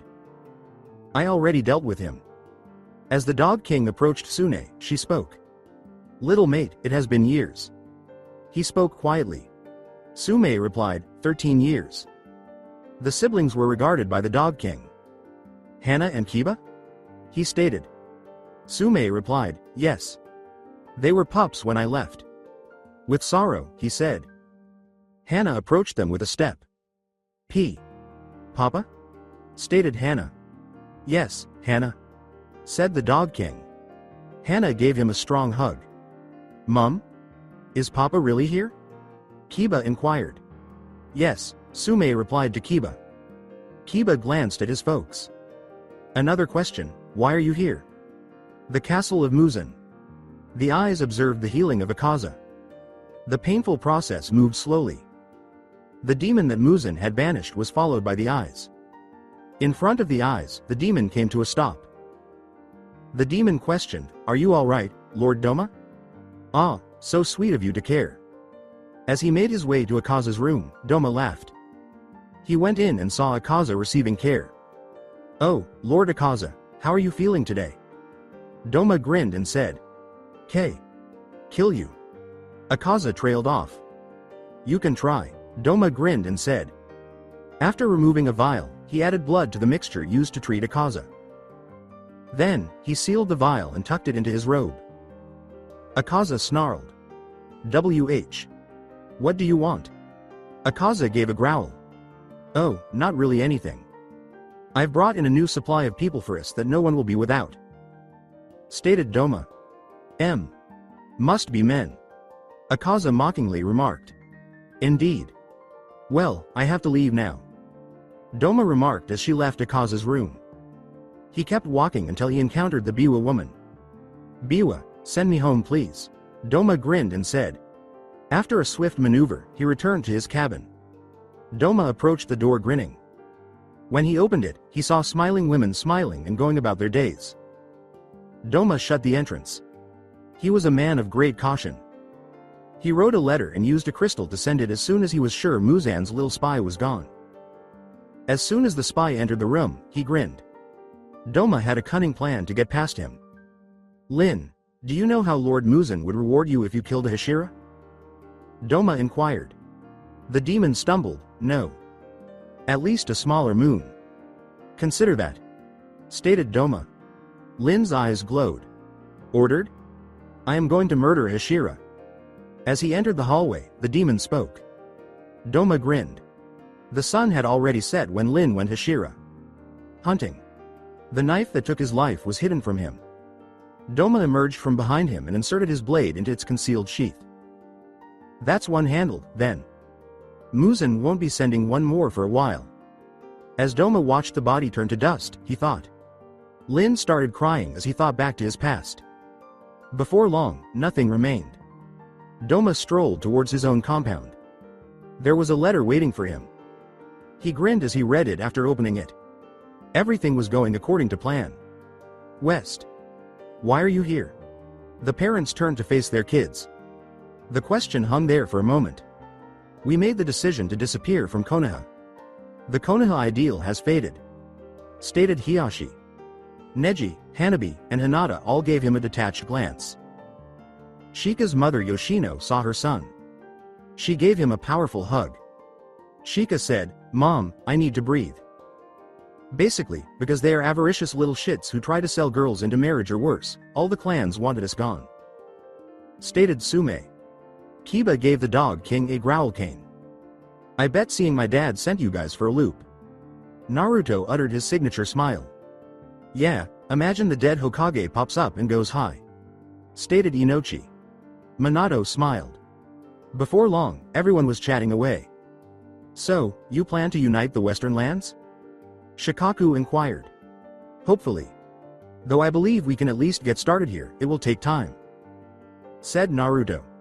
Next, the group turned to face the Westerners. I am Riska Namikaze. Riska grinned as she spoke. The parents remained silent. Minato, is this who I think it is? Hiyashi inquired. Indeed, an additional survivor of the Namikaze clan. She's one of the people assisting us, Minato stated. So not all of your clan is dead? Shoza inquired. Yes, of the Namikaze moniker. Not of the clan, Riska replied. What do you mean? Stated Inochi. Under the Namikaze clan, there were branch families with various names. Distant relatives. Riska clarified. Sume exclaimed, wow. A silhouette descended behind Riska. The others remained vigilant until he spoke. Riska, the runaways have been dealt with, Demi stated. All right. Everybody is worn out. Let's take a nap and get to know each other, said Riska. The group starts to split up and interact with each other. Rysik turned to face the camp, her gaze fixed on Anos and Gojo. They were keeping a close eye on the prisoner tent. The ties and rods have been taken out. Now is the time to ask them questions, said Riska. Well, Anos, you want to go first? Gojo made a joke. Anos grinned. It will be my pleasure. With a sly smile on his face, Anos said. Gojo and Anos went inside the tent. Hanzo was restrained by unique ropes that hindered his ability to resist. With radiant eyes, Anos and Gojo were grinning. Now, let the fun begin. Gojo and Anos gazed at Hanzo's comatose form. Anos said, his tone impersonal. Well, this is where we are, Hanzo the Salamander. I once heard you say that a new demon king would be created by your meddling. Still, you let go of the pawn. It appears that your own strategy failed. Every word spoken by Anos oozed hatred. With unmistakable hate, Hanzo glared at the demon king of tyranny. Gojo was the next to speak. And on my world, you essentially destroyed 2 cities. Countless lives lost. And you infuriated me along with a few others, stated Gojo. Hanzo let the joke go unnoticed. Gojo was about to say something more, but the opening of the tent interrupted him with a chilly expression. It appears that we didn't miss anything. The good times are only getting started. Konoha. Setsui perused the capital's report. Though Konoha remained in terrible shape, the populace would not have to suffer. Some of the higher tariffs were renegotiated with assistance from an unidentified benefactor. Konoha could manage, but they would still need to pay more. He questioned who had made the effort to assist the villages. He has to be grateful to them. Perched high above the village, a man observes. He was safe because the nins below couldn't see this high up. The lady advised ensuring that the agreements were upheld. At least this idiot gives a damn about people. Better return to the camp before anyone else notices. Village near the east. West border wall. A man moved silently between the walls of the border. Seals and a large number of men guarded the wall. In order to find what his master desired, he had to go over there. A set of eyes followed the man as he moved silently along the wall. It appears that he is attempting to cross illegally. Send out a warning, please. While the other man glared at the wall, the man thought. A tiny fragment of paper flew across the wall. West. Within Naruto's tent and mental environment. Kyuubi was seated in front of Naruto. Right in front of them was a man that seemed to float in the air. So, this ability was meant for me? Why? I believed Kyuubi and the others were created by the Sage of Six Paths. Naruto inquired. Although we are not the same, Master, that is true. Our creation coincided with the Soul Gems. Said Urashi. So you and the others were created to stop evil? Naruto inquired. All we can do is carry out our master's orders. Virtuous or wicked, said Urashi. Naruto thought out loud, so if I was evil. But Kyuubi said, but you are not. So, how'd I learn my abilities with you? To Urashi asked Naruto. First, you have to train using my aura, said Urashi. Aura? Asked Naruto. Indeed. Similar to chakra, but more potent and distinct. It will be much simpler to use the other abilities once you're acclimated to my aura. That explains why, while using my weakest attack, Burning Brilliance, you passed out. Said Urashi. Weakest? Naruto let out a squeak. Indeed. You will become proficient at using all of my attacks with practice. Urashi grinned and said. Naruto gave a nod. Kyuubi waved his tail wildly. So, kid, looks like your training is going to be interesting. Stated Kyuubi. When Naruto awoke in his tent, he grinned. Kushina was seated next to his mattress. Naruto asked, Mom? You're awake, Naruto. You haven't been in for nearly 3 hours. Stated Kushina. Slowly, Naruto sat up. Kushina gave him a hug. The new power was being used. An excessive authority. Said Naruto. Kushina grinned. Well, you'll simply have to get stronger. Stated Kushina. The camp outside Naruto's tent was busy plotting. Shikaku and Choza were studying an area map. They were planning how to repel any more attacks. 2 of the newcomers were taken to the prisoners' tent by Riska and Jiraiya. Anko sensed that the 2 were a threat. The others were engaged in instruction. A lull appeared to be in the proceedings. A butterfly suddenly touched Riska's hand and changed into a note. Dear. Everything is good. No harm will come to the villagers. As asked, I've prepared a small surprise for Danzo. A man has also been observed attempting to scale the wall. I followed him all the way to the wall and back. I'll send you a note shortly. L. Riska read the note, her expression serene. An elderly man said something. The man asked, Trouble? Not just yet. Just a wall. Based report. Ryakan whispered. The senior citizen gave a nod. Perhaps an enemy? Stated Denny. Or someone else sent for a different reason. For now, we have to concentrate on developing our own abilities and training the younger ones. Anything evil we do from now on won't be trivial. I've already intensified their physical training. Better yet, the sooner they gain strength. If we are to bring peace to this land, this is only the beginning. Eyes narrowed, Riska spoke. Everyone in the group concurred. Tent used by prisoners. It appears that we didn't miss anything. The good times are only getting started. Hanzo appeared to be shook. The way those eyes were staring at him was 1,000 different ways of torture and agony. He retched. Weakling. Tearing off the gag, Anos said. Hanzo grinned. I've heard that it was beautiful to hear your dead and dying screams. Too bad I was unable to savor them. Hanzo made a joke. Moving forward, one of the new arrivals slashed a knife down Hanzo's cheek. Hanzo gave a hiss. You're going to bleed and talk now. Years ago, I discovered how to make scumbags like you sing like canaries. Although I'm not as fond of torture as you are, you still killed millions of innocent people so that you could enjoy yourself. The man said in an emotionless voice, I hate people like you, and if it weren't for someone else, I could have become you. Hanzo met his gaze with the work of hurt staring back at him through hard brown eyes. Gojo moved forward, his tone impersonal. Seems like the smell of fear just got stronger. Now let's begin. Gore and torture ahead of some visual. Anos approached Hanzo and took his hand. He forcefully hit the ground in front of them with it. Hanzo gave a grunt. Now tell us everything. Anos stated icily. The man holding the knife stood by. Go F# dollar at yourself, said Hanzo. Anos gave a sly smile. Then the man brandishing the knife stabbed it into Hanzo's extended hand, forcing it to fall to the ground. Then, taking out another knife from his pocket, he carefully severed Hanzo's middle finger tip. Hanzo yelled out of agony. Anos said, tell us or it goes bit by bit. Never. Hanzo let out a scream. At that moment, the man who had been standing outside the circle entered. He took out his pocket and took out a pair of pliers. He got on his knees to greet Hanzo, waving them in front of his face. The man then tore off a fingernail with it. Hanzo let out a scream.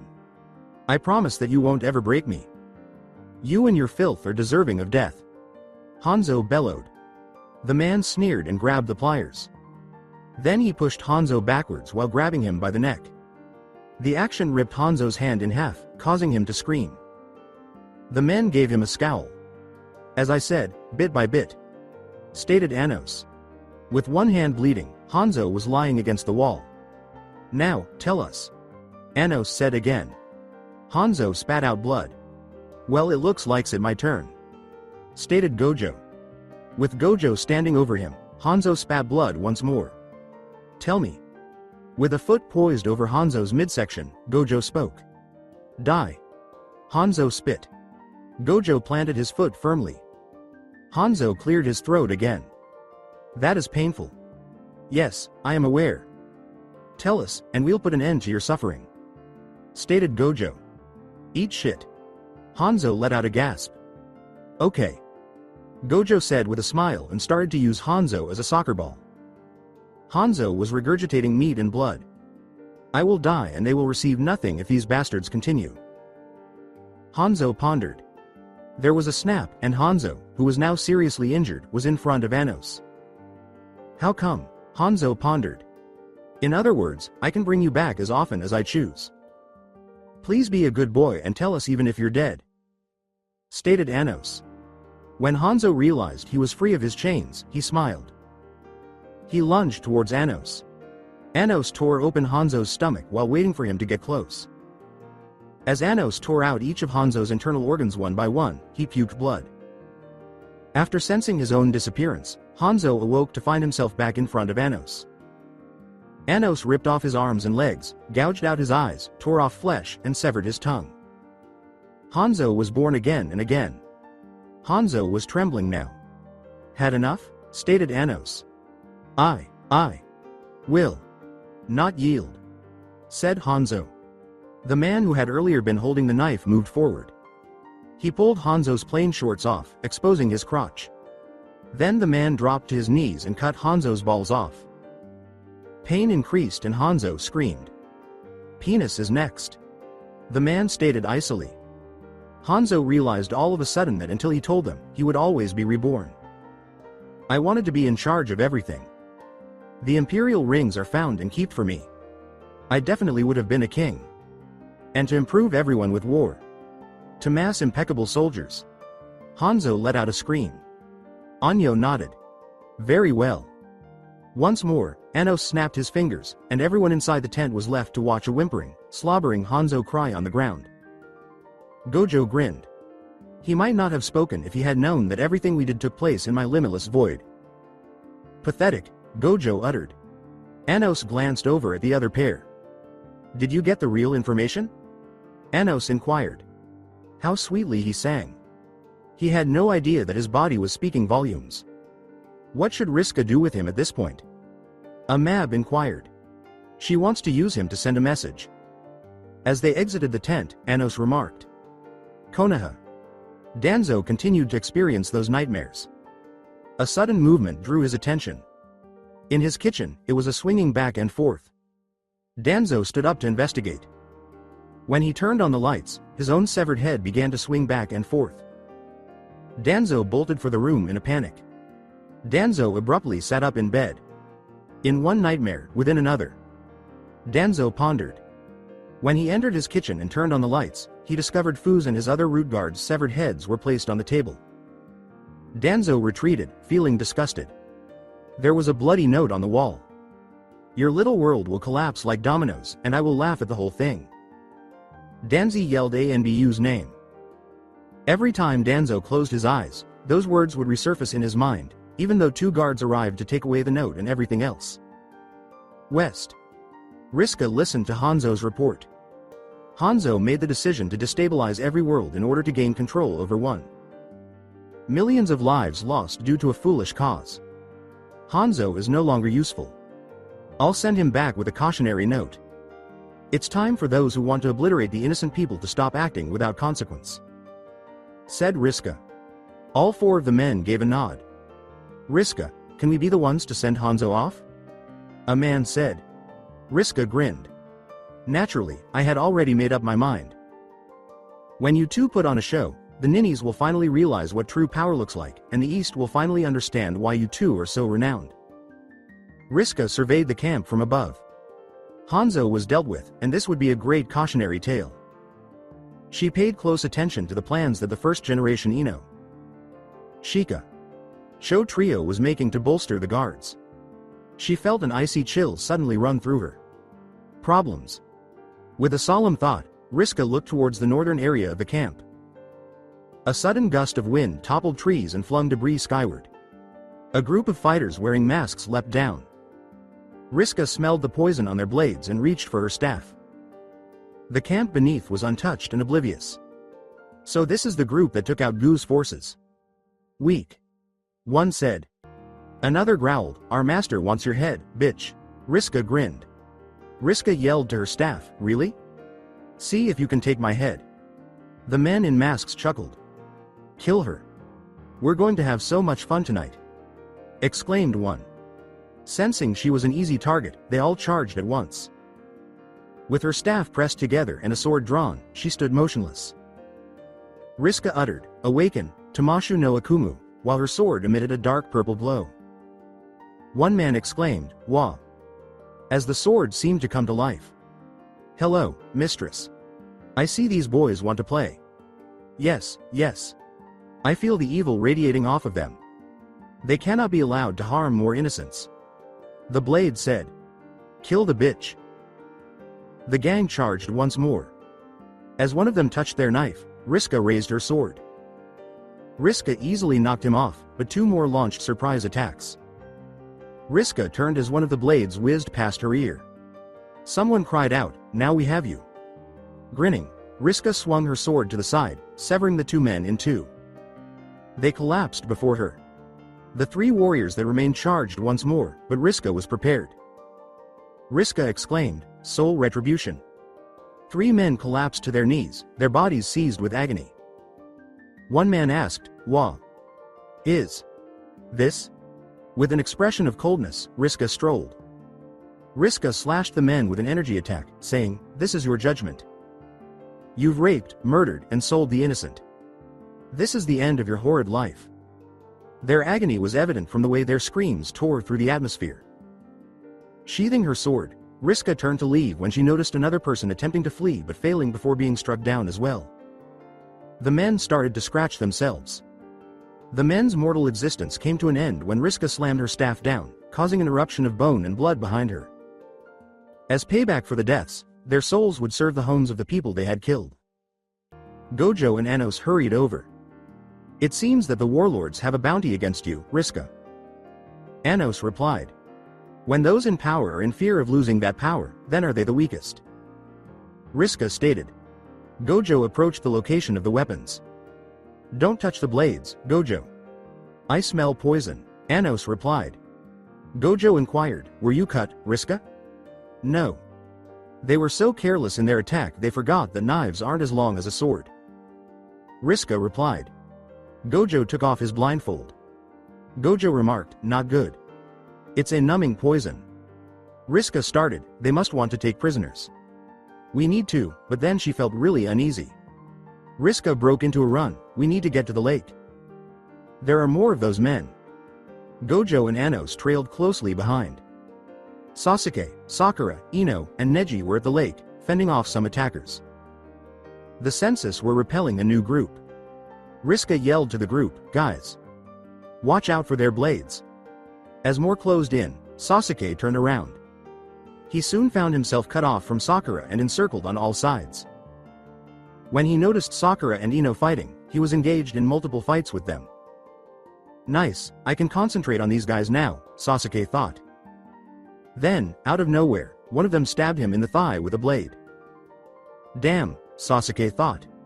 "It's not fatal." Sasuke felt numbing poison creep up his leg. "We want you alive, but those little pretty things there are ours for the pleasure," the man said. "Master, give me a call. Identify me." Upon hearing this, Sasuke looked at the ring. "Master, move quickly," said the voice. "I call you Konoha." Danzo was still cautious. The Hokage put even more work on him. The Anbu believed he was insane. He had to wait and make plans. He went to sleep. In his dreams, he saw floating eyes attacking him. Danzo screamed and was unable to wake up. Nothing was heard or seen by the Anbu keeping watch over his home. North. Less than 2,000 soldiers, but time is my friend. I will get more, and the world will suffer, a pair of cold eyes observed. West. Sasuke uttered, "I call you Raven no Kaken." Suddenly, a tall, man-like creature with a head, arms, and torso similar to a man materialized behind him. The creature's feet were long and clawed like those of a raven.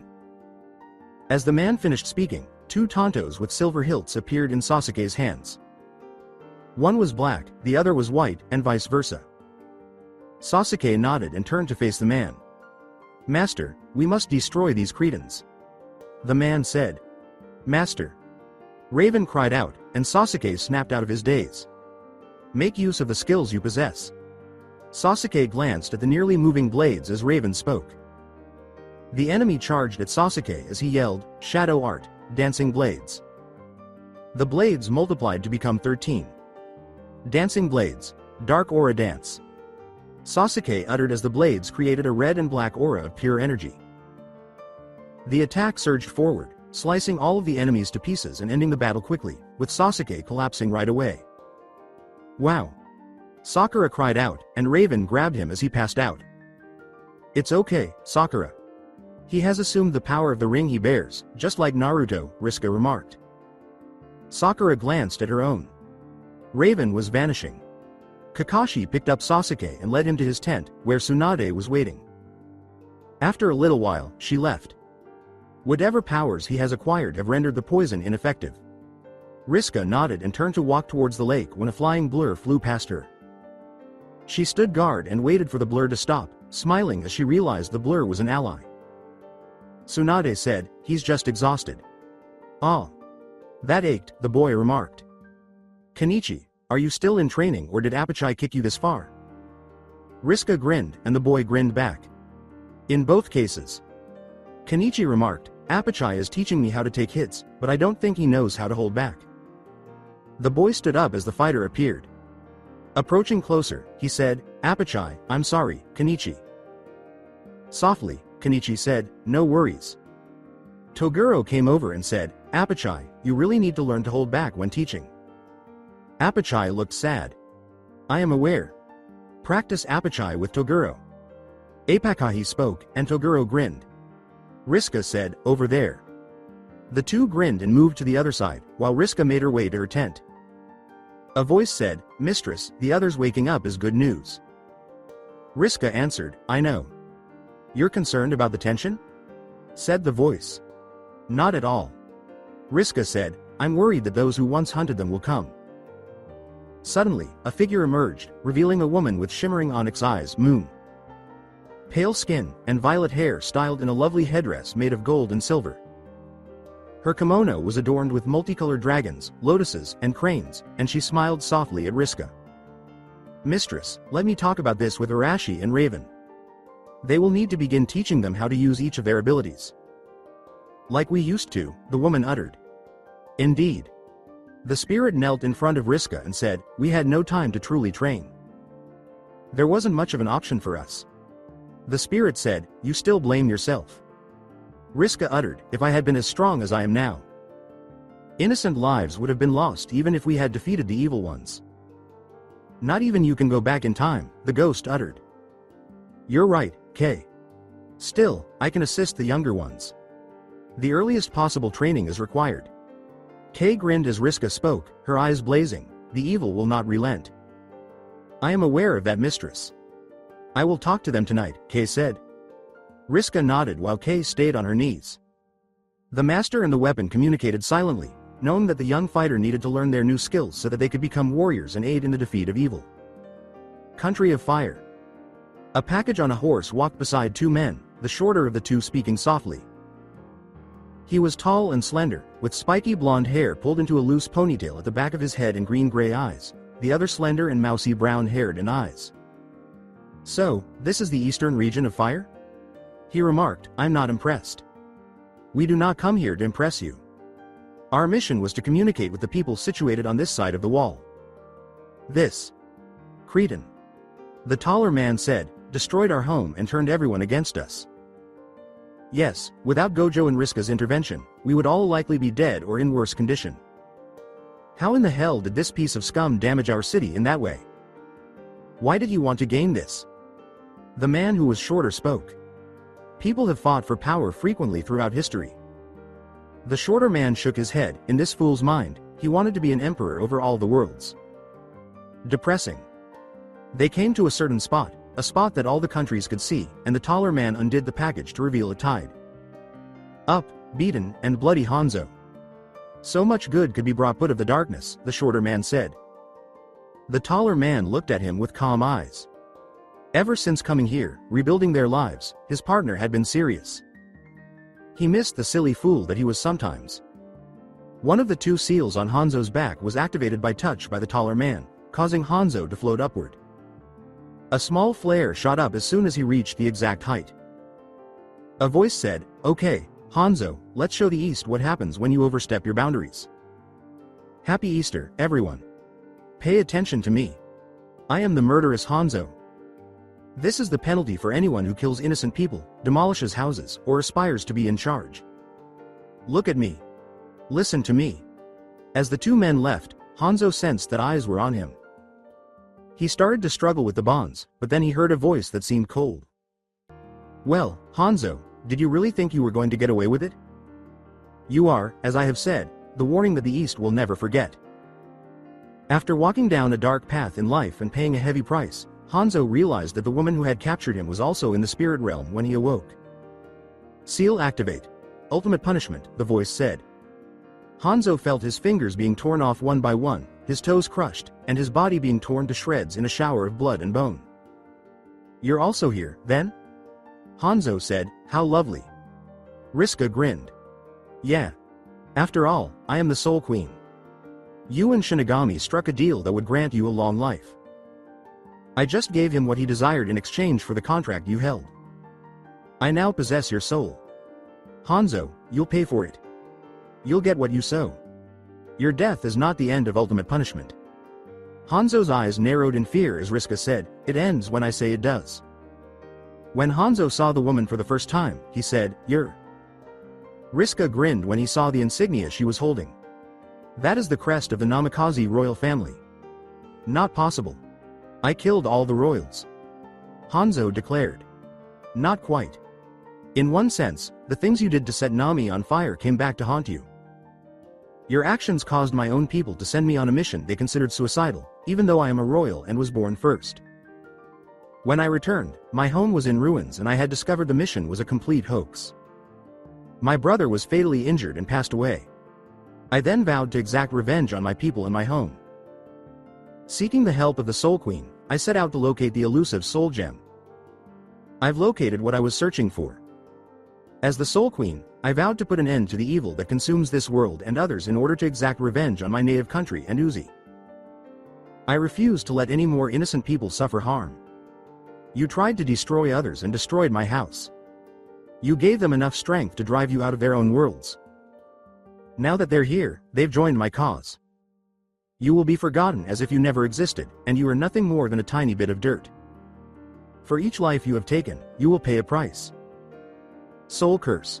soul chains binding. Hanzo felt chains encircle his body, heavy and icy, and then he felt pain as the X-Hanes drove into his back. Riska spoke in a voice akin to venom. You subjected Nagato to this. I will have your power to do with as I please. In my service, you will be a slave, Riska declared.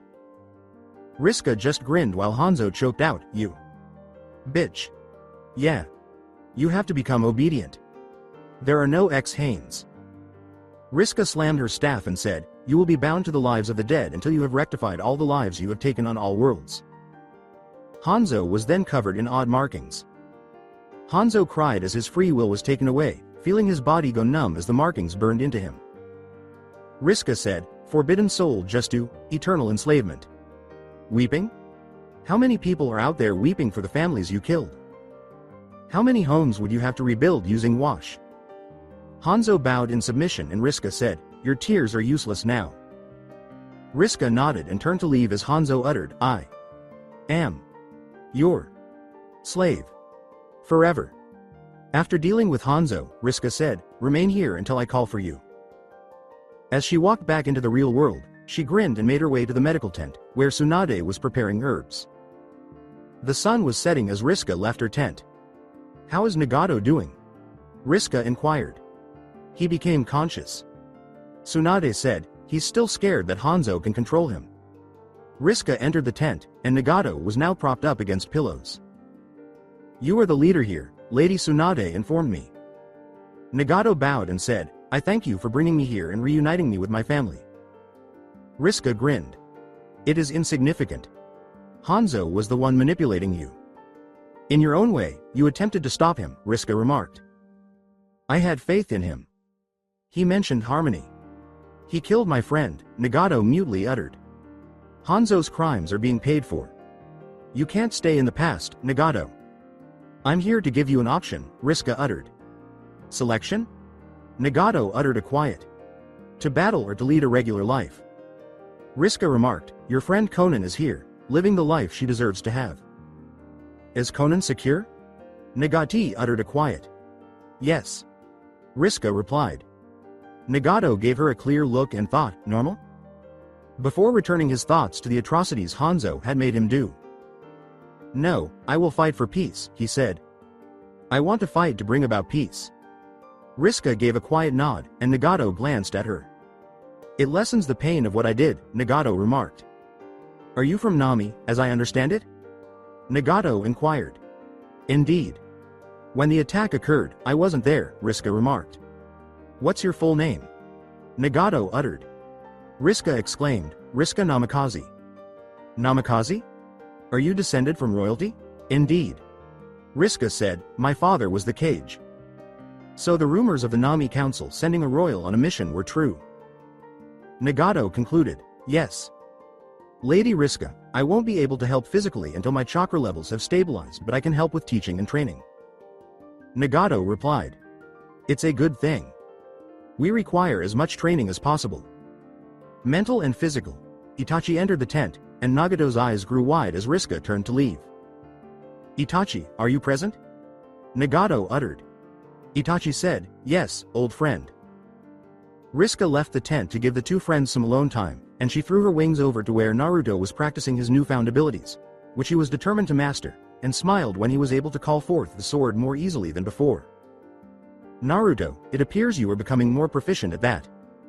You'll get the hang of it soon, Risks remarked. Yes, it is best to act quickly. It's all quiet, but even the most foolish warrior could tell you that it's only the quiet before the storm. Naruto and Riska both grinned sheepishly. If those are the things we are fighting, we are going to need all the training we can get. Mindscape Sasuke. Raven spoke, and Sasuke gave her a serene glance. Please pardon me for being so impolite earlier. I had no idea how to ask you to call me. Kneeling in front of Sasuke, Raven spoke. Avoid doing that. There was nothing else for it. In addition, I have inquiries, Sasuke uttered. I'm grateful, Master. To the best of my ability, I will respond to them, Raven declared. Exactly who are you? Questioned Sasuke. I am both your advisor and your weapon. They are identical to one another. Raven remarked, you were destined to play the part the ring gave you. The ring? Says Sasuke. Yes, the ring is where I reside if you want me to. Raven replied. So, is this your house? And it won't be mine anymore if I take the ring off? Says Sasuke. Not at all. Like everyone else, you are destined for this life, master. We were made to stop the evil from leaking out into the world. Raven remarked, Queen Riska has been working alone on this never-ending task for many years. Decades? She appears barely 20 years old, says Sasuke. You and the others became immortal after accepting the rings, just as she had told you. This was incorporated into the ring-making process and cannot be reversed. Until the bearers approached the rings, Queen Riska has always kept them safe. Sasuke examined the rings as Raven remarked, You are such a bearer. Those tacos? Questioned Sasuke. Are the weapons you are going to use right now? Since the Tontos are ravens, they are very potent, Raven remarked. What's your name, Raven? Sasuke uttered. Raven answered, It is.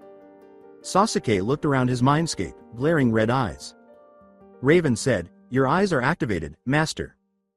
Sasuke turned to face Raven, but his eyes displayed a raven with its wings outstretched, even though his Sharingan was active.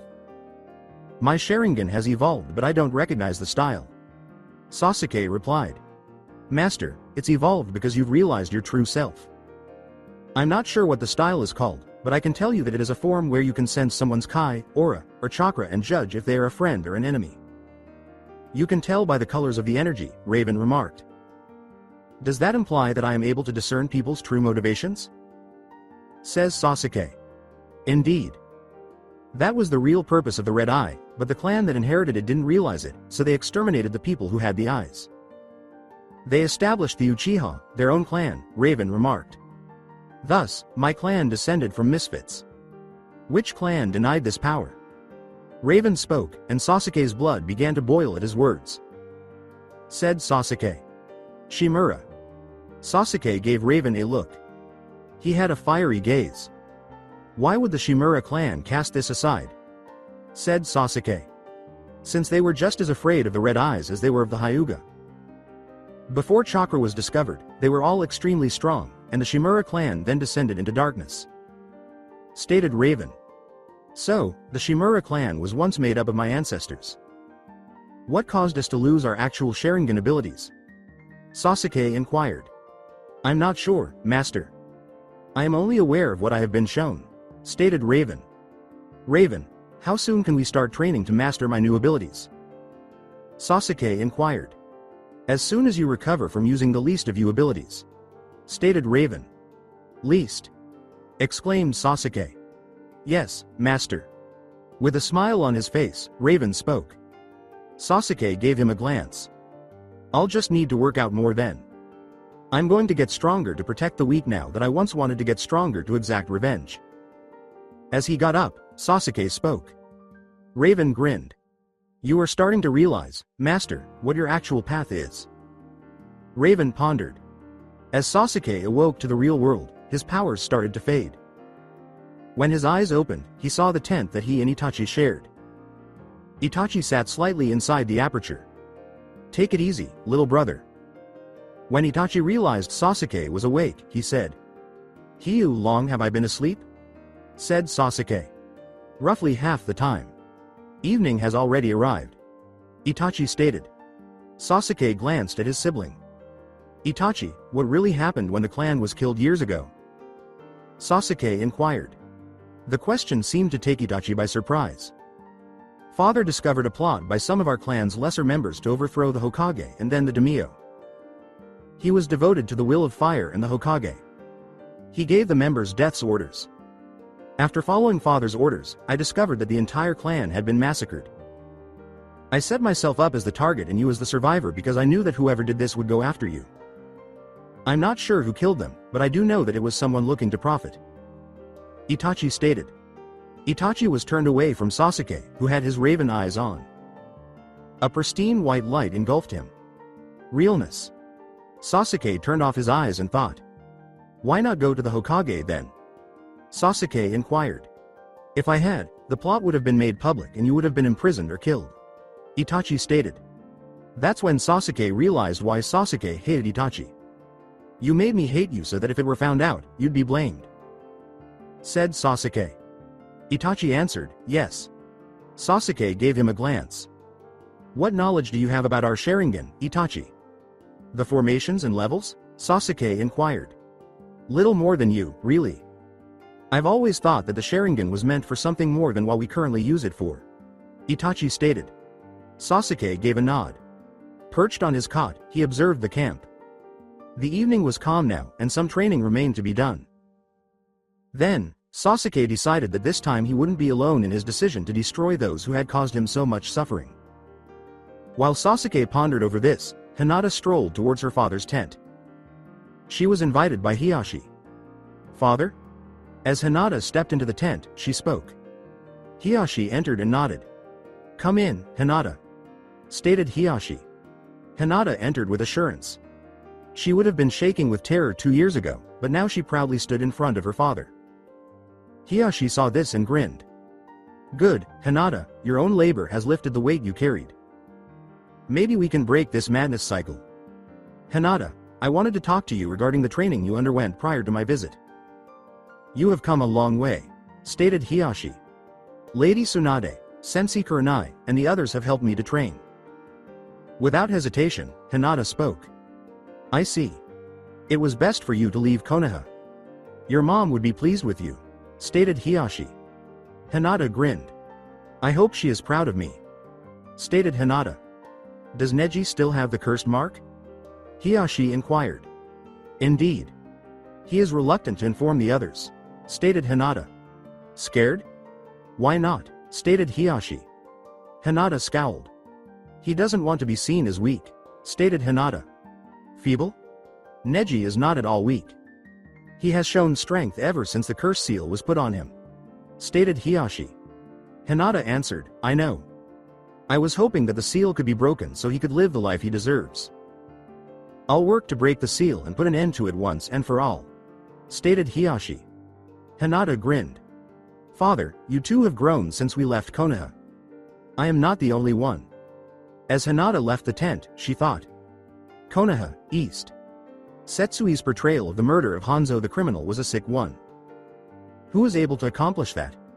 Setsui way of thinking. The whole village witnessed Hanzo's brutal demise. Thus, Setsui resolved to ensure that no one from his village was caught close to the wall or at that location. Danzo was enraged. In the plot he had created years earlier, Hanzo had been a helpful tool, but the tool had now been destroyed. When Danzo saw Hanzo die, he was still eating his lunch. A pawn wasted. Danzo pondered.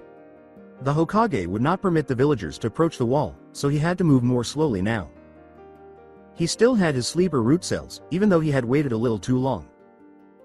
The brats would be apprehended and retrained to become the weapons they were designed to be, as he had already set one off. Danzo bloated ly thought. As he made his way to his new home, he celebrated his triumph. Muzan's castle in the east. Muzan and his toy, Hidan, were lying in bed. Hidan had bite marks and scratches all over him. "Lord Muzan, Hanzo the salamander is dead." A voice came through the doorway. "Well done. He was an issue, according to Muzan. But he was a servant of yours," the voice said. "And one that lived longer than he was useful. Leave now." Muzan snarled. Restrained to the bed was Hidan. Muzan turned to face him. "Now, toy, where were we?" stated Muzan. Being reduced to a toy made Hidan cry. Muzan moistened his eyes. "Crying? Streams of blood fit you better, my toy," stated Muzan. The halls echoed with Hidan's screams. When Doma heard them, he was in the main area waiting for Muzan. "Lord Muzan appears to be very busy. I'm going back to my area. Would you please, Biwa?" stated Doma. With a nod, Biwa played her strings. Doma was in his bedroom, where a bright light was streaming in. There was a knock on the door. "Come in," Doma said as she allowed the room to get really dark. About 20 years old woman entered. In her hands was a tray containing a letter. "My lord, a message arrived for you," the woman stated. Doma said as he accepted the letter, "Good girl." The lady turned to go, grinning. Doma opened the letter quickly. Doma. Well done on the intelligence. Keep Muzan's eyes off of you. I'll write you a note to come here when the time is right. Try to sow discord among the ranks as much as possible. Shinobu also expresses gratitude for the herbs you sent. They'll come in very handy later on. Majesty. Doma grinned. He was determined not to waste the second chance at life that he had been given.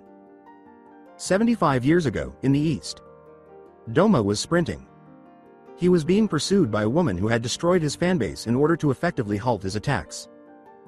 In front of him landed a man with wings. As he turned to head down another alley, he was encircled by a purple-black light. Duna became aware of his capture. Lord Muzan will kill you for this, stated Doma. The female voice was quiet. I doubt that, says the woman. Doma found it difficult to tighten the bonds. There was still a part of him that still called out, human. Please. Stop. Me.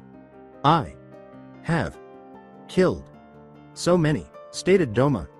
Stop you? The female inquired. Yeah, while I'm still being myself. I'll let the devil inside me rule once more. With tears in his eyes, Doma spoke. The woman gave him a serene glance. How about if I let go of your demon? Would you support my cause? Inquired the woman. Doma gazed at her, her eyes glowing like rainbows. Your cause? Stated Doma. To put an end to all evil. To make the world more peaceful. Says she. Stop evil? Stated Doma. Again, he would feel the demon blood surge. Yes. Says the woman. Indeed. I promise to you that I will be freed. Stated Doma. The woman grinned, and the chains moved from Doma's body to her staff.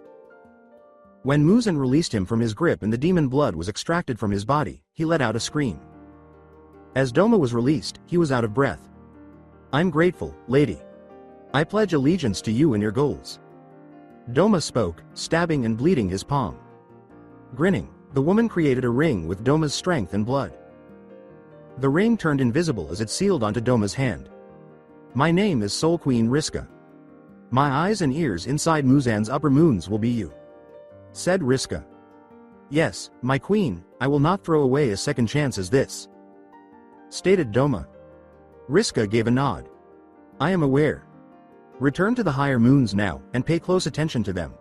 Said Riska. Doma gave her a nod before departing. Following his victory over the upper moons above him, Doma assumed the name Upper Moon 2. Close the flashback. Doma pulled back the drapes. Muzan, you are about to face a bloody reckoning. West. Kiba turned to face his dad. You departed from us. Do you think we'll forget that? Kiba remarked. No, my child. My goal is to establish the connection that we ought to have shared. After all, we are a pack. Said the Dog King. That's true, but why did you leave? Did you not realize that it was a trap?